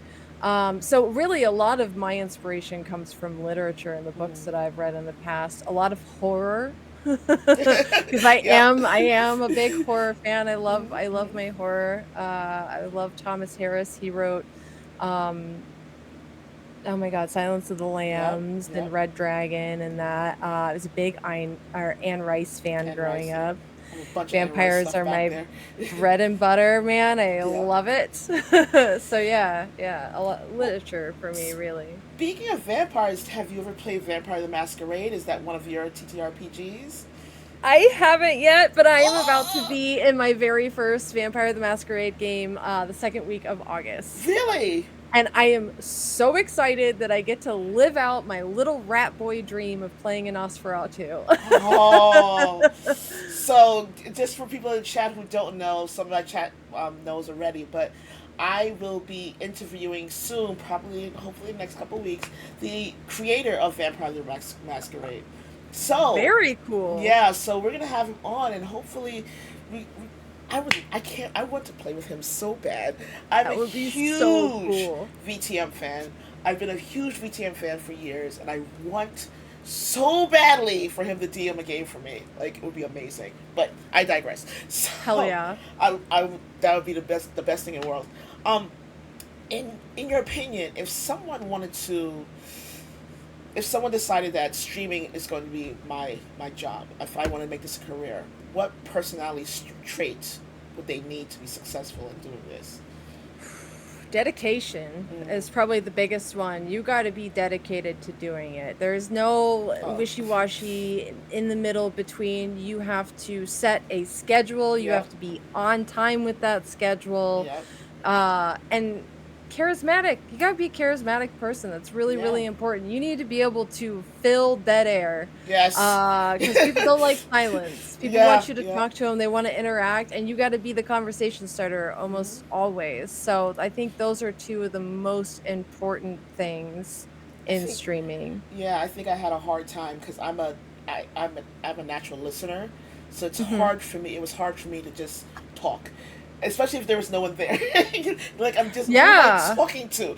It's awkward, especially when you Yeah, first start and there's like yeah, 3 people and like maybe one person might talk to you, but yeah, probably not. So you feel like an ass, yeah, really. You're just yeah. sitting there talking to yourself like a little crazy person. Thankfully, I have a lot of I've got a lot of background in talking to myself. Yeah. So I've spent a lot of years alone. I have talked to myself all those years. So I think that's a little different though, because I talk to myself too, but you know, being put in front of a camera or putting yourself in front of a camera, and then the onus is on you to drive what you're doing, and realizing, like Book said, realizing that you haven't said anything for ages, and you're just sitting there typing or sitting there playing a game, and you're silent. You're like, oh crap, what did I miss? It's sorry really guys, I hard not forgot you were to, there. I like, went into the zone. sorry. It's a very weird feeling because it's very different to be in your house or your bedroom or wherever, and chatting with yourself, or talking For to a sure. cat, it's Yes. very different as opposed to just getting in front of camera and you're like, so today, guys, there's no one here. It's Yeah. weird. It's very weird. You know. I'm very guilty of it when I get really locked in on something I'm painting and I'm like doing some tiny detail and I'm just like hyper focused. It will Yes. just be dead silence. and I will look up and chat's just been going, and I'm Going. like, "Oh god, I'm so sorry, guys. Hold on." And then I have to like pause and scroll back and make Yep. sure I didn't miss I'm things sorry. I'm and so sorry. I'm not yeah. ignoring you. So when you first started though, and even though you had your community kind of established a little bit, um, those times where you had 2 or 3 people in chat or 5 people in chat, and they weren't saying anything, how did you keep talking? How did you keep going? Well, luckily during that period when I was just starting, I was playing a lot of World of Warcraft, so I was when I was playing, I was always in groups and we were all chatting in Discord. So like I had people to talk to. Right, I was right, always talking to someone. So right. there wasn't a lot of dead air, which definitely helped me out. And I think I wasn't really playing a lot of like solo games. And when I Mm, was, if I was playing like an RPG or like a horror game, um I found myself just talking about what I was doing.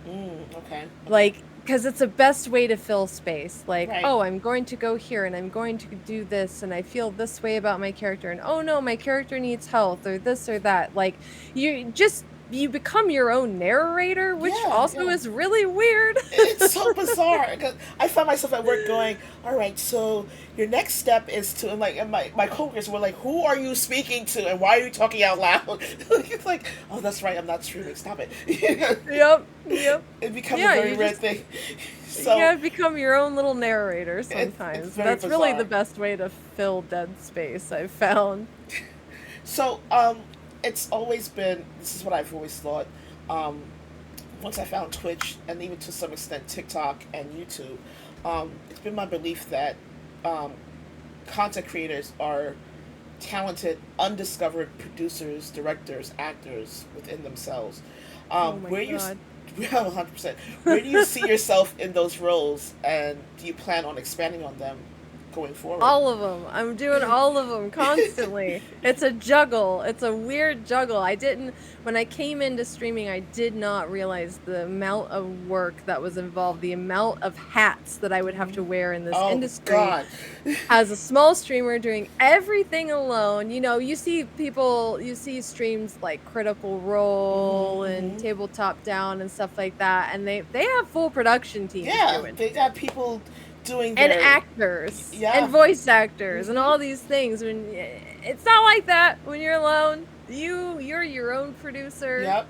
So I see myself in all those roles, especially like production is crazy. Running production for yourself It's. while playing a Hmm. game. I think that's why another big part of why I DM'd so little on my Hmm. channel, because DMing and running production at the same time is crushing. Oh It's God. Yeah. crushing Yeah. because you're also an entertainer at the same time that Yep. you're a producer every Hmm. time. So you're on stream, you're entertaining, you're talking to chat, you're talking with your players, Hmm. and you're running production. And production looks different for each person, but for me with my games, my D&D games specifically, I've got like a insane amount of tabs open. I've got all these soundboards that I Hmm. keep open. Hmm. I do all my music off of these various soundboards, so I Hmm. can, if someone opens a door, I do a door creak sound. Oh, Or that's so cool. like I get really involved because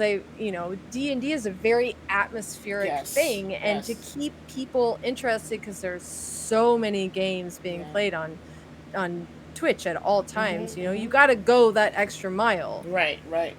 which is gonna make you wanna tear your hair out, but that's fine. Like But I'm it's a lot going easier when I'm a crazy. when I'm a player and I have little bits of downtime, so I'm Right. talking in my chat, or I'm making sure, I've got all my little audio things and this and that. And yeah, when you're playing a D&D game, you're also an actor, Yep. and Hmm. I feel, uh with my personality, it comes kind of naturally to me. Hmm. Like I said, I've got my anxiety issues are weird, but I'm a fucking loud person. Like, you put me on a camera with a bunch of other people on cameras, like I'm gonna be. I've got main character vibes Yeah. sometimes. I have to. Yeah. I have to remind myself to reel it in every once in Yeah. a while. Like, Yeah. don't be that asshole that talks over people. It's just I we're. oh my God. It's like so many times I'm like, don't get the look. Like when you're talking with a group of people and you've talked over someone and you get that look, you're like, okay, I'm gonna shut up now. I'm I'm so sorry. sorry. I'm sorry. I'm bad.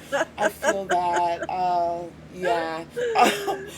What is one of the piece of advice you would give to someone who has decided to start DMing, or even someone who decides to jump in the deep end of TTRPGs, like not level one, obviously, but decided I'm going to go into THACO. Like, what is, Yeah. what advice would you give someone? Don't take yourself too fucking seriously. Yeah. Don't be a rules lawyer. Don't think that you need to know everything straight Mm-hmm. out the gate. Knowledge comes in time. Yeah. Knowledge comes with learning lessons, and Yeah. some of those lessons are hard and some are easy.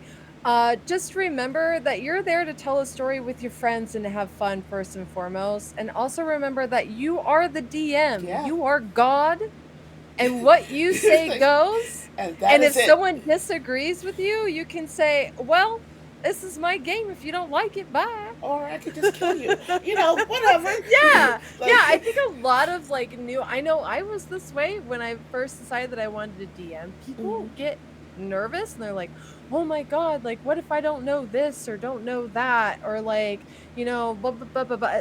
It doesn't matter. It's your game. It's your Yeah. story. Yep. Have fun. Just fucking relax, dude. Yeah. Yeah. Like, it's just a game. It's I just a always tell game. people, tell clients, whether I'm doing live or they decide to do online, I tell them, listen, this is just a game. It's You're supposed to be having fun. Don't worry about the rules. That's what I'm here for. Relax. Calm down. Yeah. It's totally okay. I don't know all the rules. I still don't No. to this day. Like, I'm not I learn new rules all the damn all time, the and I'm like, time. "Wait, Like, what? yeah, Excuse me? That's how that's supposed to be done?" Oh. exactly. I'm not Mindari. I'm not Robert. Like, I can't. I'm not Jay. I can't know all the rules all the time. There's way too much stuff going on in my head, including other personalities.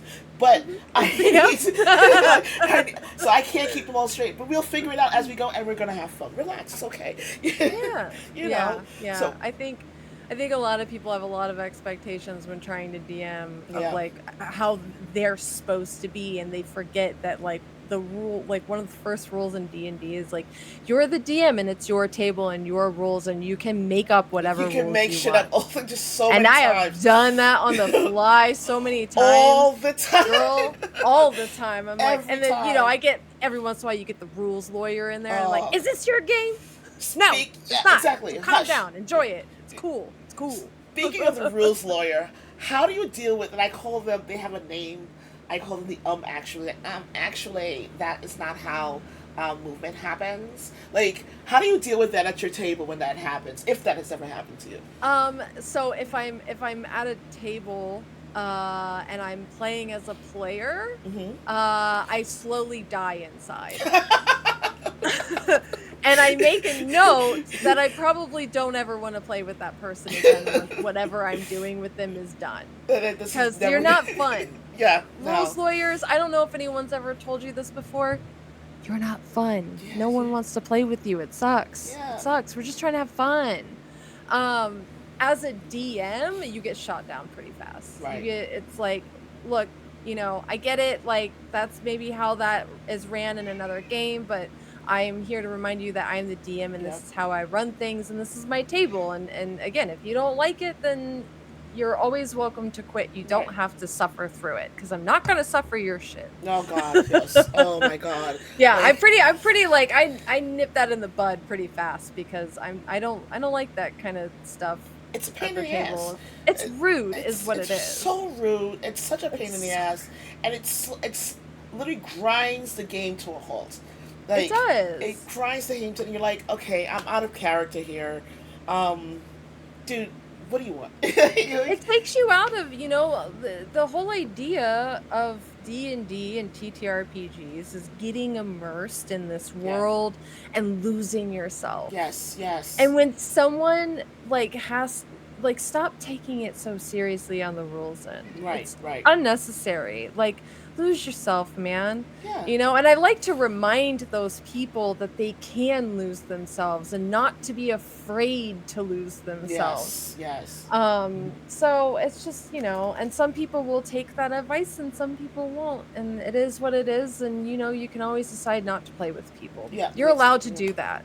Oh, You're I can. allowed to tell people no. I don't know if some people know that, and it worries me, but you're allowed to say no to Well, it's people. funny because I DM for hire. A lot of the times the tables that I run are for pay, so I have to be diplomatic, and Yeah. it's really really hard. You're like, oh Christ, here we go. Um, Listen, my one of my things I usually say is there are two words I need you to really hang on to about this in RPGs: playing game. You're role playing. You're playing a game. It's not that serious. Games are supposed to be fun, not serious. Yeah. So relax. It's all good. Um, what is one of your biggest influences that most people have never heard of before? What are my biggest influences? Man. For just in general Just in in life general, like no in one's ever heard of it because a lot of people tend to tell me, "Oh, my biggest influence," and please don't take the cliche the wrong way, is Barack Obama. That's great. Someone I've never heard of. honestly, my grandfather Mm, is okay. probably one of my biggest influences in my life. He passed this year. Oh, sorry to hear. Um and he was just tough as nails Mm, and super charismatic and the axis of the family, he right. held everything together. He built himself up from nothing. Mm, He mm. grew up with no money and ended up being a multimillionaire, Oh a wow. CEO of a corporation, winning Entrepreneur of the Year, like Wow. just Wow. such an impressive, impressive man. And, I never got. No, I don't think any of us in the family really ever got to be super, super close to him because he Mhm. was also a workaholic. Mhm. Mhm. But the one thing was when he was present, he was present. Right. Right. And you talked and you had real conversations with him and he never judged you and he was just such a rad dude, man. Like that was because I'm always looking like this, I've always kind of been the black sheep of my Right. family. My family are like, they're Mhm. Christians Mhm. and they're like upper middle class. I've always kind of grown up out in the weeds being a little dirtbag with and I'm very, very okay with living very minimal. I don't Right. need a lot. I'm Mhm. not a materialistic person. I don't really care for shit. I just as long as I have a roof and some food and I can take care of my animals, I'm fine. You're good to go. Yeah, so and my grandfather never judged me and Mm. always loved me the same, and I thought that that was really, really amazing of him. So I would say, like, for me personally, he's probably one of the biggest influences to me. Oh, oh my God, And y'all don't you're know who my making me. grandpa is. We probably do, but don't, don't dox your grandma, please. um, but oh my God, you almost made me cry. I'm sorry. No, that's okay. It's okay because it's so sweet. Um, it's very awesome. Exactly, Haley. It's very awesome. Um, how many editions of D&D have you played so far? Like, I've played 1st, 2nd, and 5th. okay, okay. I started with 2nd edition. I played my first D&D game about 6 years ago. Mm-hmm. And I started with 2nd edition, played that for a little while, and then, when I started streaming Twitch is when I started playing 5th edition, and that was mostly because that's all anybody played. Right. Well, And I was everyone like, plays "Alright, it. let's go. I really wanna play, so this is what we're We'll doing." play fish. We'll play fifth edition. That's fine. So, which one is your favorite? Probably 1st, 2nd edition, the Mm-hmm. mashup that Jay has going on. Oh. I love those games. Mm-hmm. Um, it's more of a challenge. And we Mm-hmm. talked about this earlier in the show, but I like a good challenge. I don't like things to be spoon-fed to me. Yep. Mm-hmm. I like to actually have to think about fights. Yes. Yes. and to use a little critical thinking, Hmm. maybe even use a little bit of manipulation and Yep. charisma Hmm. to Hmm. talk my way out of things. So Yep. I like the older editions of D&D for that. You don't just get in a fight with everything because you might get your ass kicked or you might die. Yep. Exactly. Exactly. So, outside of D&D and TTRPGs, what do you do to pass the time? How do you enjoy yourself outside of everything else? I Outside of play all of video this. games. Play a lot of video games. Hmm. We play a lot. So if you're a subscriber to my channel, you have access, you have special access to my Discord, and we Hmm. have like a pretty tight knit group that hangs out in our sub lounge and Discord. And I just hang out with my community a lot, really. We play a lot of Call of Duty. We Mm, like to shoot okay. people. That's fun.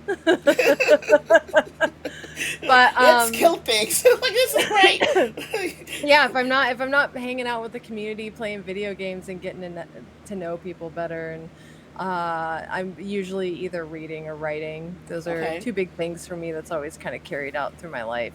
Okay. So tell us a little bit about Darling Creepshow, the brand. Like, the person I'm talking to right now is very, very cool. I'm having a really cool time. This is awesome. Just so everyone knows. And don't Thank forget to put your you. questions in chat. But tell us about Darling Creepshow, the brand. Darling Creepshow, the brand is you're gonna get weird and creepy. There's gonna be you're gonna notice there's a lot of horror influence there. Hmm. But you're gonna hang out with someone who's really genuine and is just enjoying themselves and is doing something that they're genuinely passionate about. Right. And uh we have a cool little community of it's the island of misfit toys, man. Oh, I love that. I love that. I love that. There's no judgment in my Hmm. room when you come in. I have a very strict no politics policy. Yes. Yes. Because when you come and hang out in my channel, I want it to be an escape from the real world, Yeah. just the way that D&D is an escape from the real world. Agree. And Agree. I want everyone to have fun and not think about all the stupid that's happening outside Oh your door every God. day because it's just getting worse and worse and more uncomfortable and like I no judgment, just fun. Yeah. Just like it's a place to wind down and escape. Yeah. And Right. Right. that's what that is. And it's creepy at the same time. So look, I love, like, I adore it. I go in there and I lurk and I'm just like, this is so much fun. I'm not gonna say this is so much fun, you know.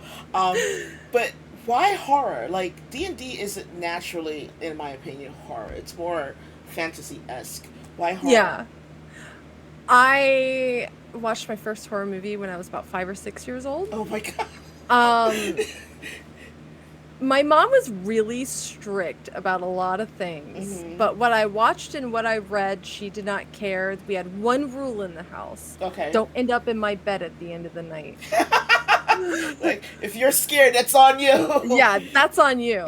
So I've always been a huge horror fan. I love horror. Right. And I think that's just it's a part of who I am. If you get me started talking about horror films, I'm going to talk a lot. Probably won't shut up. And I'm really influenced by like specifically the 80s and the 90s Oh, and like love it. VHS Yes. and Yes. the Yes. Yes. idea Yes. of physical copies of things Mhm. because Mhm. everything's digital now and Yeah. I'm not gonna lie, I've read enough dystopian future that the digital world scares me. It should. Yeah. It should. Anything can be revised and redone and Mhm. remove stuff and it's 1984 Yeah. all over Yeah. again. We've got Newspeak and Mhm. everything's changed. Oh, Eurasia is actually in uh war with whatever, and so Yep. Mhm. that always I love physical things, and my husband's the same way. We actually have like he has a big VHS collection. We have Oh, a that's big so cool. record collection. I have so many bookshelves in this house. Mhm. No one ever likes to help me move. Really? Nobody wants to help me move. It is torment. I have like we're the lore keepers. We have Oh all man! these So when books it's and all time for you to these move to your new house, it's gonna yeah. be like, please come Yeah, help me. please, Please come please. help I'll feed you and get you drunk. Like, okay, like fine. But yeah, No. like I love physical media, and I think you see a lot of that in my brand on my channel with all of the old tube televisions Yes. and the Yeah. way I've kind of set everything up. And my top bar is actually VHS Yep. tapes with I've removed the horror titles and made it so it shows like followers and all of that. But yeah, I think that's just it's such a big part of my personality. I really gravitate when I'm allowed to paint my own things or I have time to paint my own things is normally all horror related. Oh wow. Okay. If I'm running my own game, it's normally horror related, like with Death House. And before that, I did a one shot where I did a charity to raise for senior dogs because I'm really, really Oh. passionate about dogs. I don't personally ever want to have children, so Okay. I have a Okay. lot of dogs. They are the children. I have one sitting behind me who, as soon as I start streaming, decides that this is when I want to stand behind, like have all your Mhm. attention. So I'm gonna Yep. sit here and clean myself and be very loud with the licking. Yep. See exactly. They just hang out. Just They're hang like the out. babies. Everyone's gonna They hang have out. their own redeems on the channel. You can come give Yeah, them I have to treats. add redeems for this one right here. Her sister's like, I want nothing to do with this. Leave me alone. This one, Hi, oh, you're Loretta. streaming?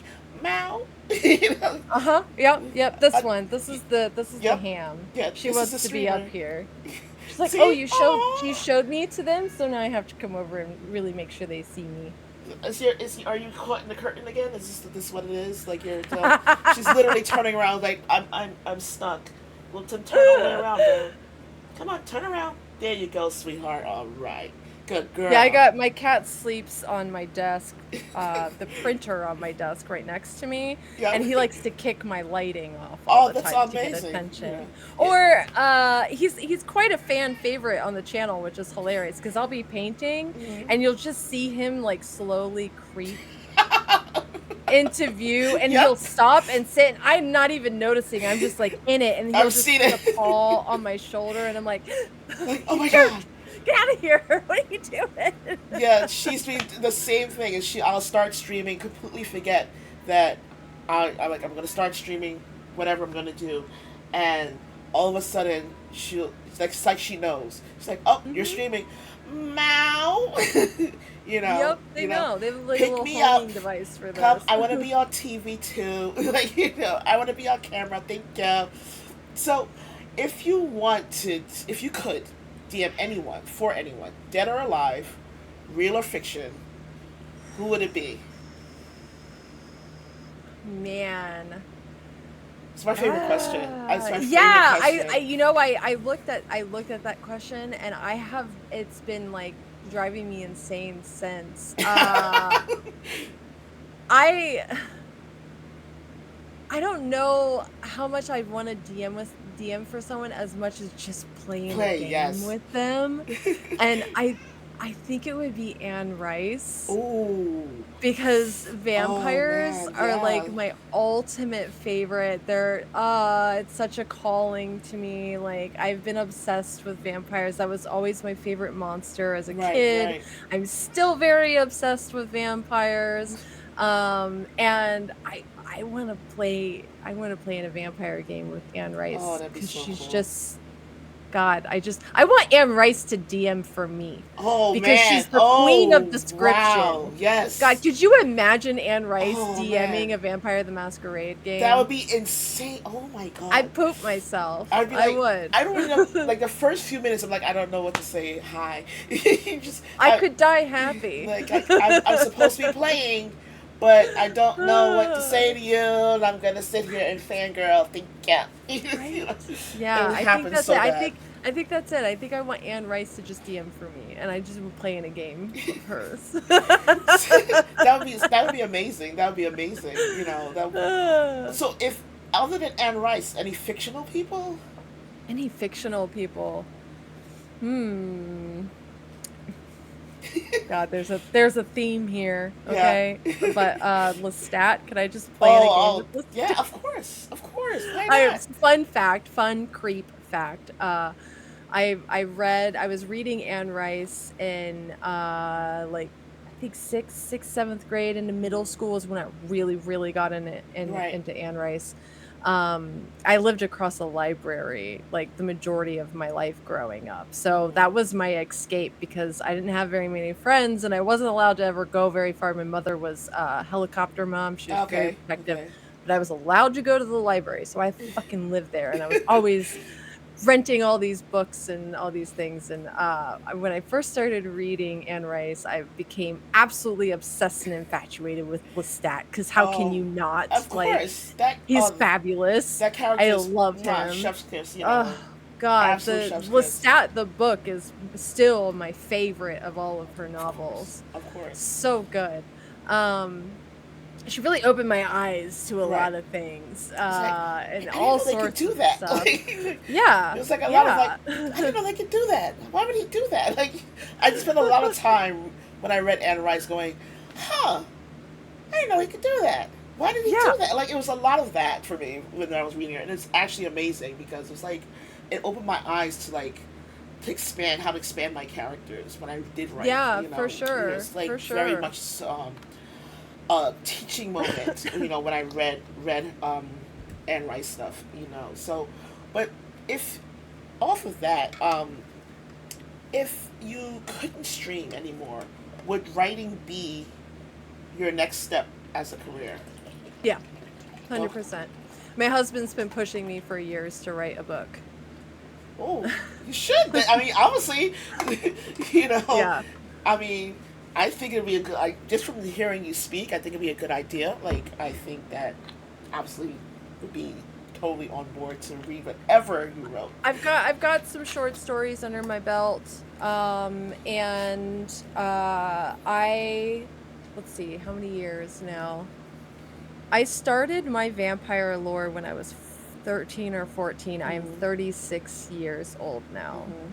So that's how many years? That's 22 You have years? 22, correct? 22 years of vampire lore under my belt. I've created all of my own lore from Mm-hmm. the ground up on how they work, Mm-hmm. how everything goes down. I have several characters. I have creation myths of the vampire. And one day I will write it. One day I'll sit and I'll write the book. Okay. But I've got a lot to pull from for when that day I mean, obviously, yeah. happens. I mean, do you other than writing a book, do you plan on maybe writing out some of the games that you've DM'd, like your homebrews? I have talked about that. I've talked about potentially trying to write for like TTRPG companies. Mm-hmm. But I wouldn't want to write for like WotC No. Hasbro. I wouldn't I feel like they just neuter everything now and it's so Yes. Yeah. boring. So why would you want to do that? But I don't know. I don't know. I think for me, if I could just write stories for Mm-hmm. them and not have to worry about math, then Then here fine. I come. Yeah. But if you want me to do math, Not gonna happen. nope, it's not 100% won't happen. happening. 100% won't happen. So, off of that, homebrew or module? Man, module is great for when I don't want to think and I just want to have something already there for me. Mm-hmm. And homebrew is fun for when I actually have time, but Right. more often than not, it's probably going to be module because I Module. just don't have time for homebrew anymore. So, rules as written or rules as intended, and why? Make up my own rules. Oh, yep.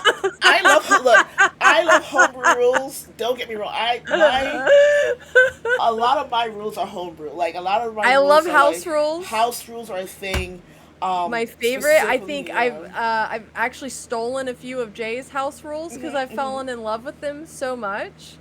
I Um, still house rules all the time. but I still yeah, I mean, the rules are guidelines for okay. me. So as intended. Uh, So yeah, it's guidelines. It's loose guidelines. That I'm definitely gonna pay attention to because I don't want to stray too far from it. right, But right. yeah, they're guidelines for sure. Well, we've come to the portion of this whole thing where chat just asks some questions, and there's a few in queue let me pull these up here. And there were a few in chat that might have gotten lost. So if you did ask a question in chat, please ask those questions. In the meantime, I'm going to pull up these requests here. There they are. So, I believe it was Tamar Sirah, I believe his name is, asks, do you sign your work? I do. I do. I sign and I date everything. Oh, awesome, awesome. Yeah, I think So, that's really important. when that happens, do you like? Is there a timeline that when someone commissions a work, or you just kind of like, look, depending on the size, this may take a lot longer, or is there a hard timeline to receive a commission from you? There's no hard timeline. No, Okay. well, if I had to work under like timelines and dates Right. for painting, I Mm-hmm, think it would give me horrible block. And I would never be like, I would just be panicking about the timeline the whole time. right, So right. for me, it's very like, you're gonna get it when you get it. And I have a pretty long list right now, but I also kind of balance that out with having really reasonable pricing Mm-hmm. on my commissions.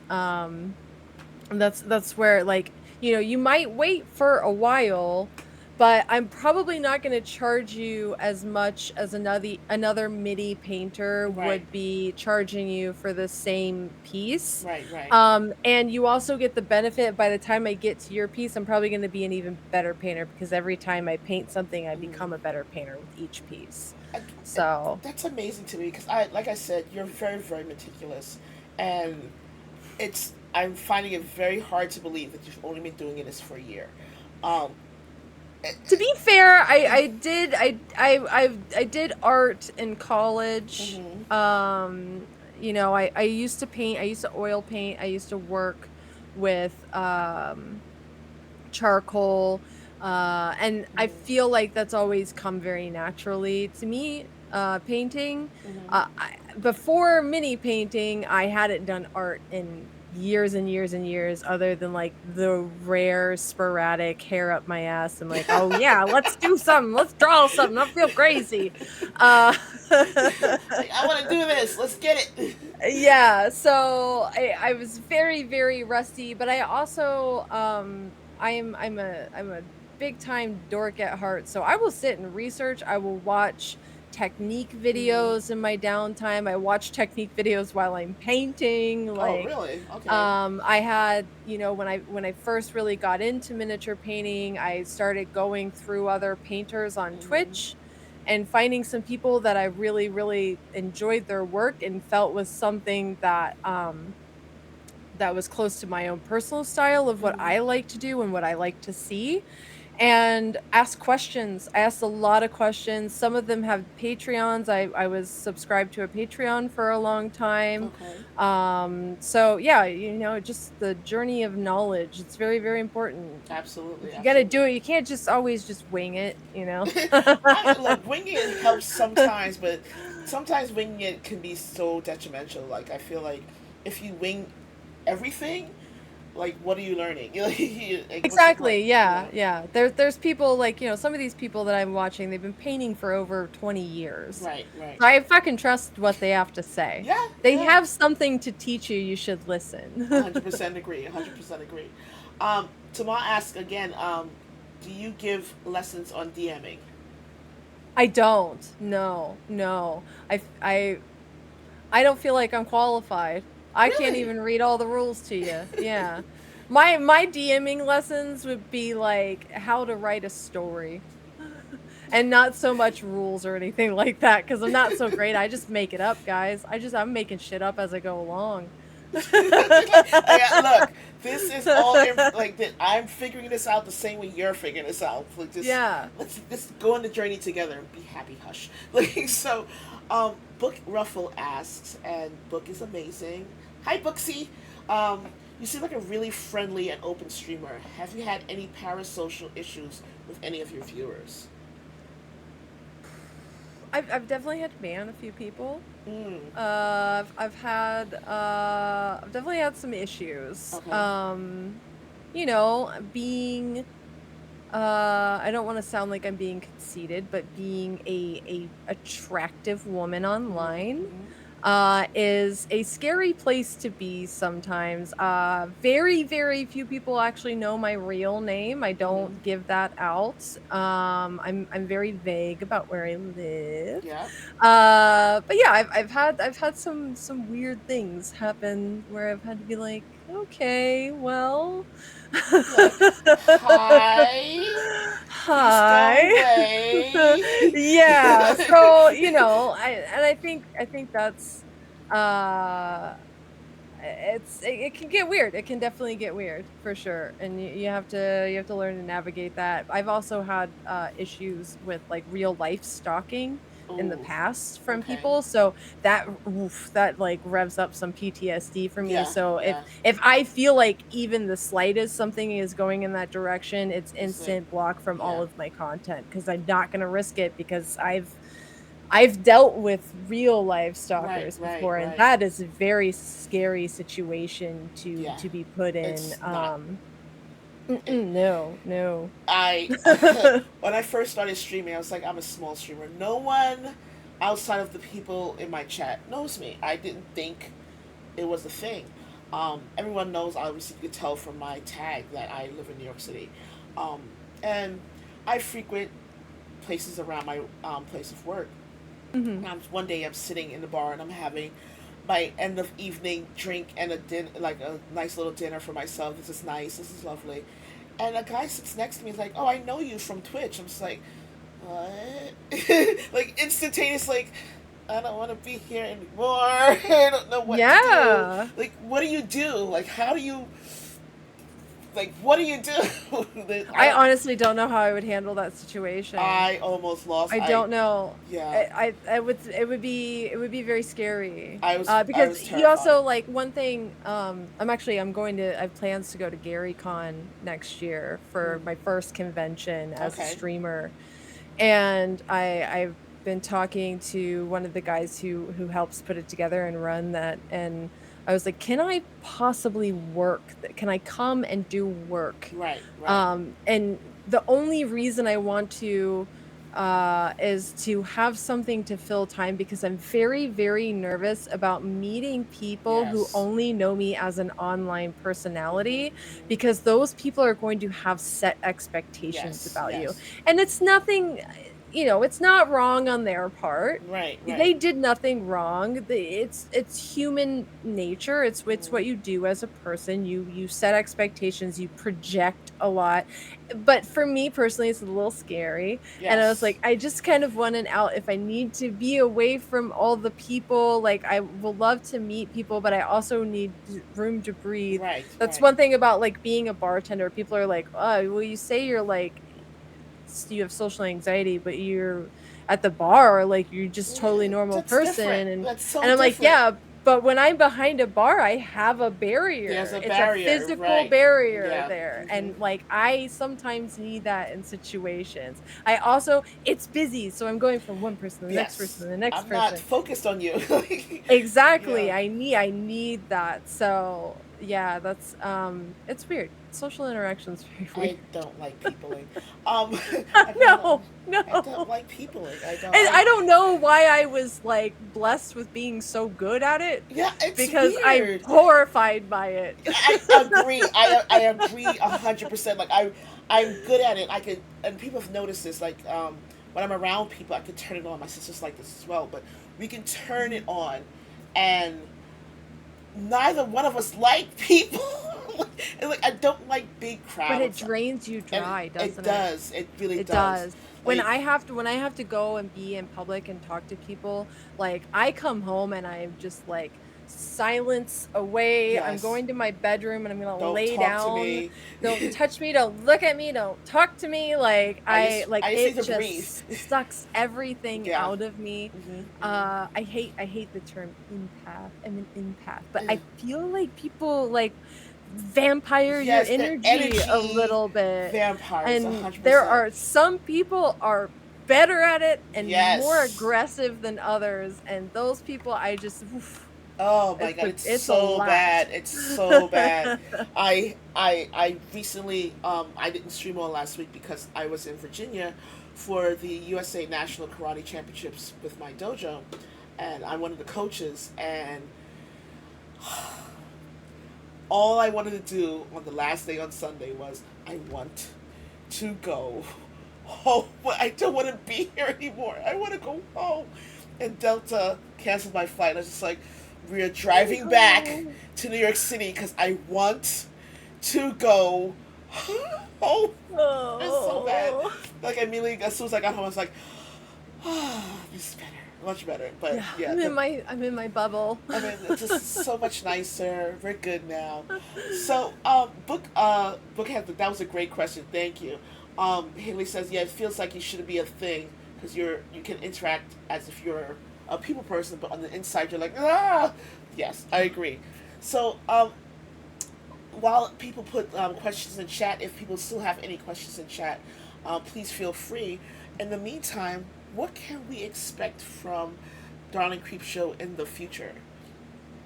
Ooh, I think one of the big things that's coming up is branching out into more old school games on my channel. Mm-hmm. I have a pretty set like I can't say set, but I have like a large demographic of my channel is very, very similar to Jay's demographic on his channel. Yes, yes. It's older guys who have been in the TTRPG scene for a long time, Mm-hmm, mm-hmm. and I want to give something back to them as a big part of my community. So I'm gonna start doing Cyberpunk 2020 games every other Sunday. That's going to be starting in August. There's not a Oh, set cool. date yet because I'm still working on all the production stuff with that and get Mm-hmm. everything together. But we have a cast, and Oh, cool. Durograx, who is our in-house DM, will be DMing. It's all going to be modules.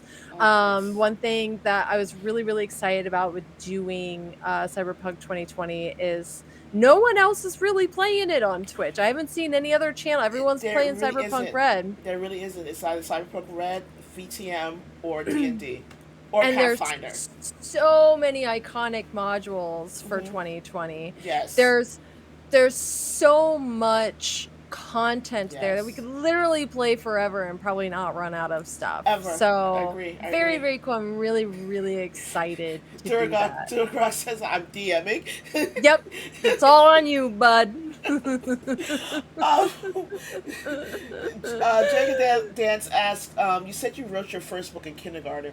What kind of writing did you do growing up, and how did you know you loved it?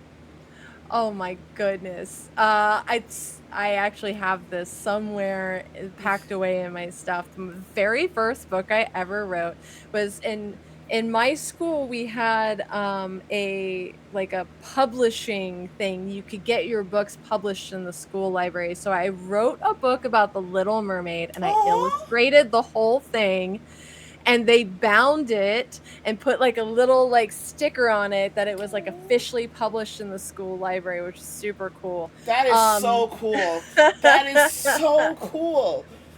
Like, oh my but god.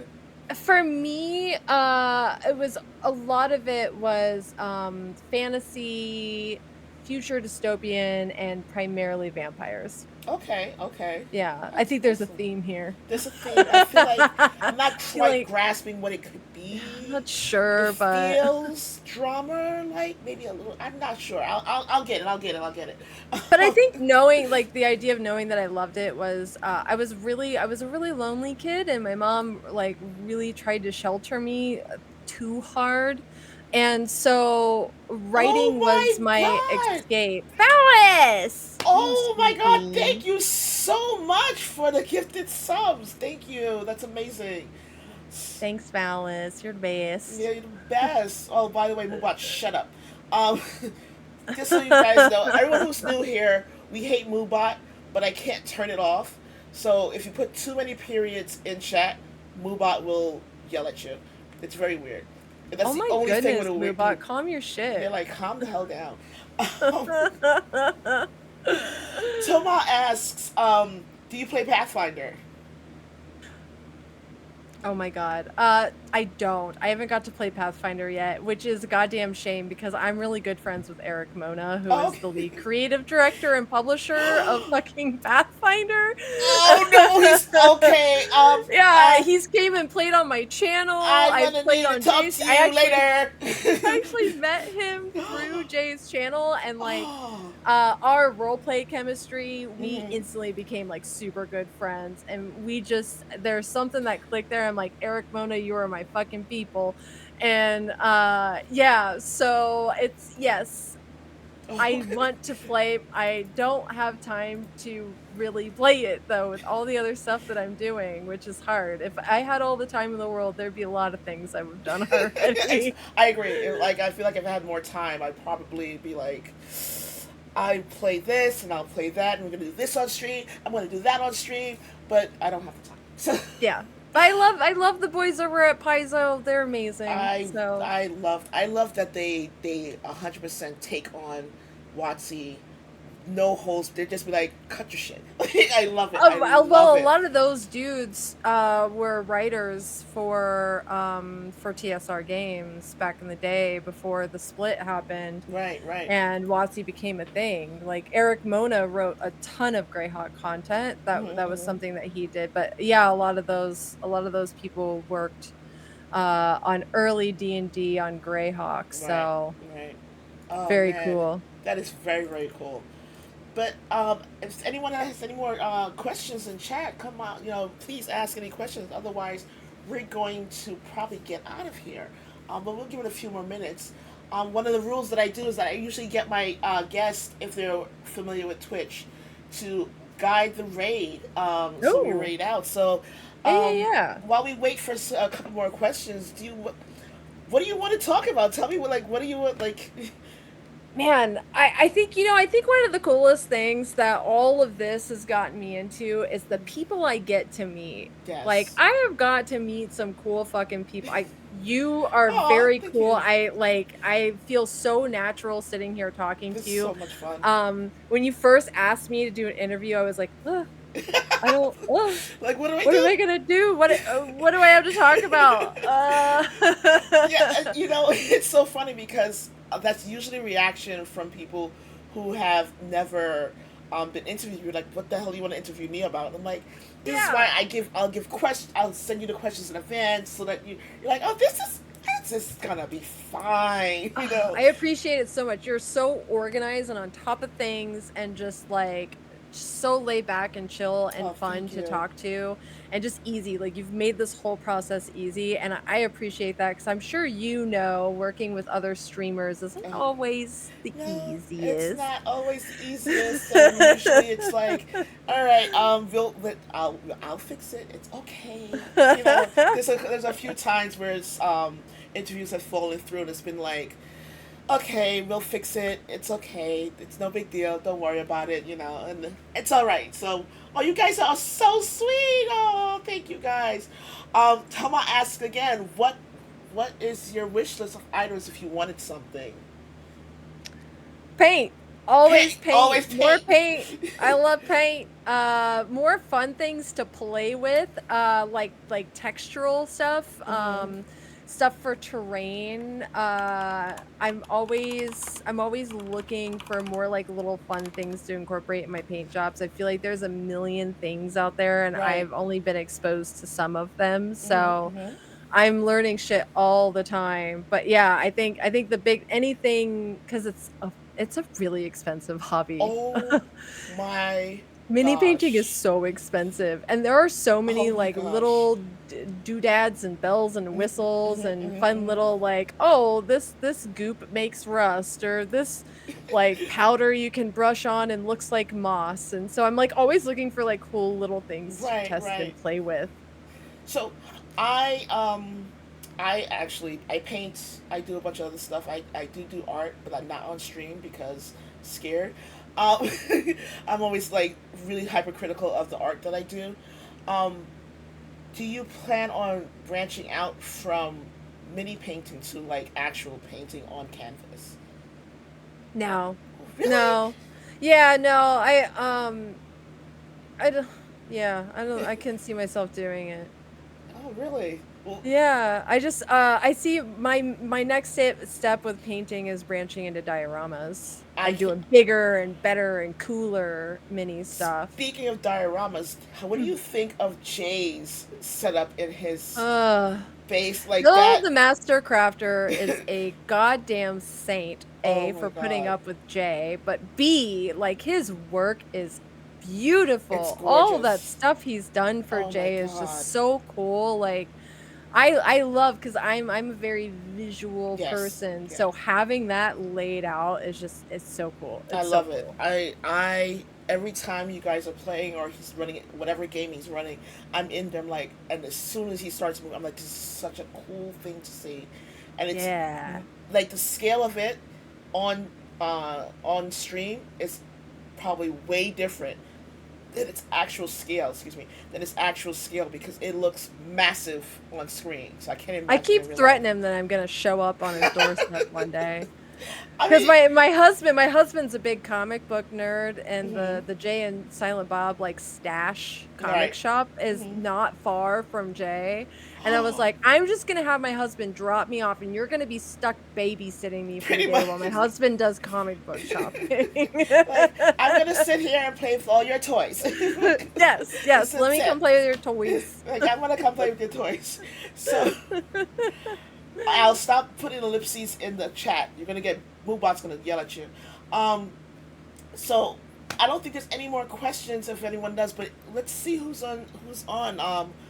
Who do you want to raid out to? This has been Okay, amazingly so it's fun. not another D&D streamer, is that okay? That's totally whoever you want to. It's So I totally really fine with want to me. raid my good friend Little Bones because she is doing an interview of her own tonight, Awesome. and she is interviewing women who are developers in the indie game world, Mm-hmm. which I feel like there's a good little branch there from us to that, and I love her dearly. She's one of my best friends. Little She's Bones someone that I've 309.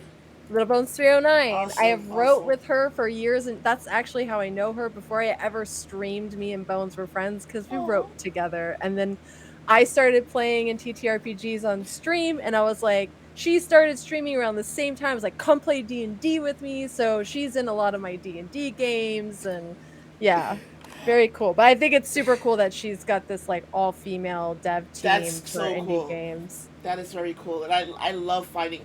This is a great way. I usually do this because it's a great way for me to find other creators, and it's amazing. Yeah. Someone from your chat just gave a dig at you, but thank you very much. Jenga Dan says that was a fantastic interview. You're amazing, Sam. Darling Creepshow, you're Oh, okay. Jenga. I'm coming for you, Jenga. But thank you so much for hanging out with me. This was so much fun. I Thank you for really enjoyed having it. me. I'm gonna be lurking in your chat a lot more as per usual. Maybe I'll come and Yeah. say hi and talk. Thank you guys for hanging out. Um, please check out Darling Creepshow. Whether she's painting minis or she's doing TTRPGs, very cool time to be had. You guys are amazing. As for me, I am Classic Sam NYGM. I do DMing and GMing for hire. I do interviews on my channel, and sometimes I get railroaded by my chat when we do homebrew stuff. So come by, hang out with me whenever you can. Awesome, awesome, awesome. We are going to raid out to Little Bones 309. Where are you? I just had you, and then you disappeared. There you are. Um, our next person that we're going to be uh, interviewing is going to be the creator of Vampire the Masquerade. Please stick around for that. And So cool. I can't stand stream elements sometimes because I just put it in there. Said, no, you don't want to raid. Unraid. Unraid. That's fine. Let's try this again. Little Bones 309. And that is amazingly funny because that's happened twice. I've rated twice into one channel. And they're like, how did you do that? I'm like, I don't know. It just happened. Sorry, I guess. But thank you guys for hanging out. You guys were amazing.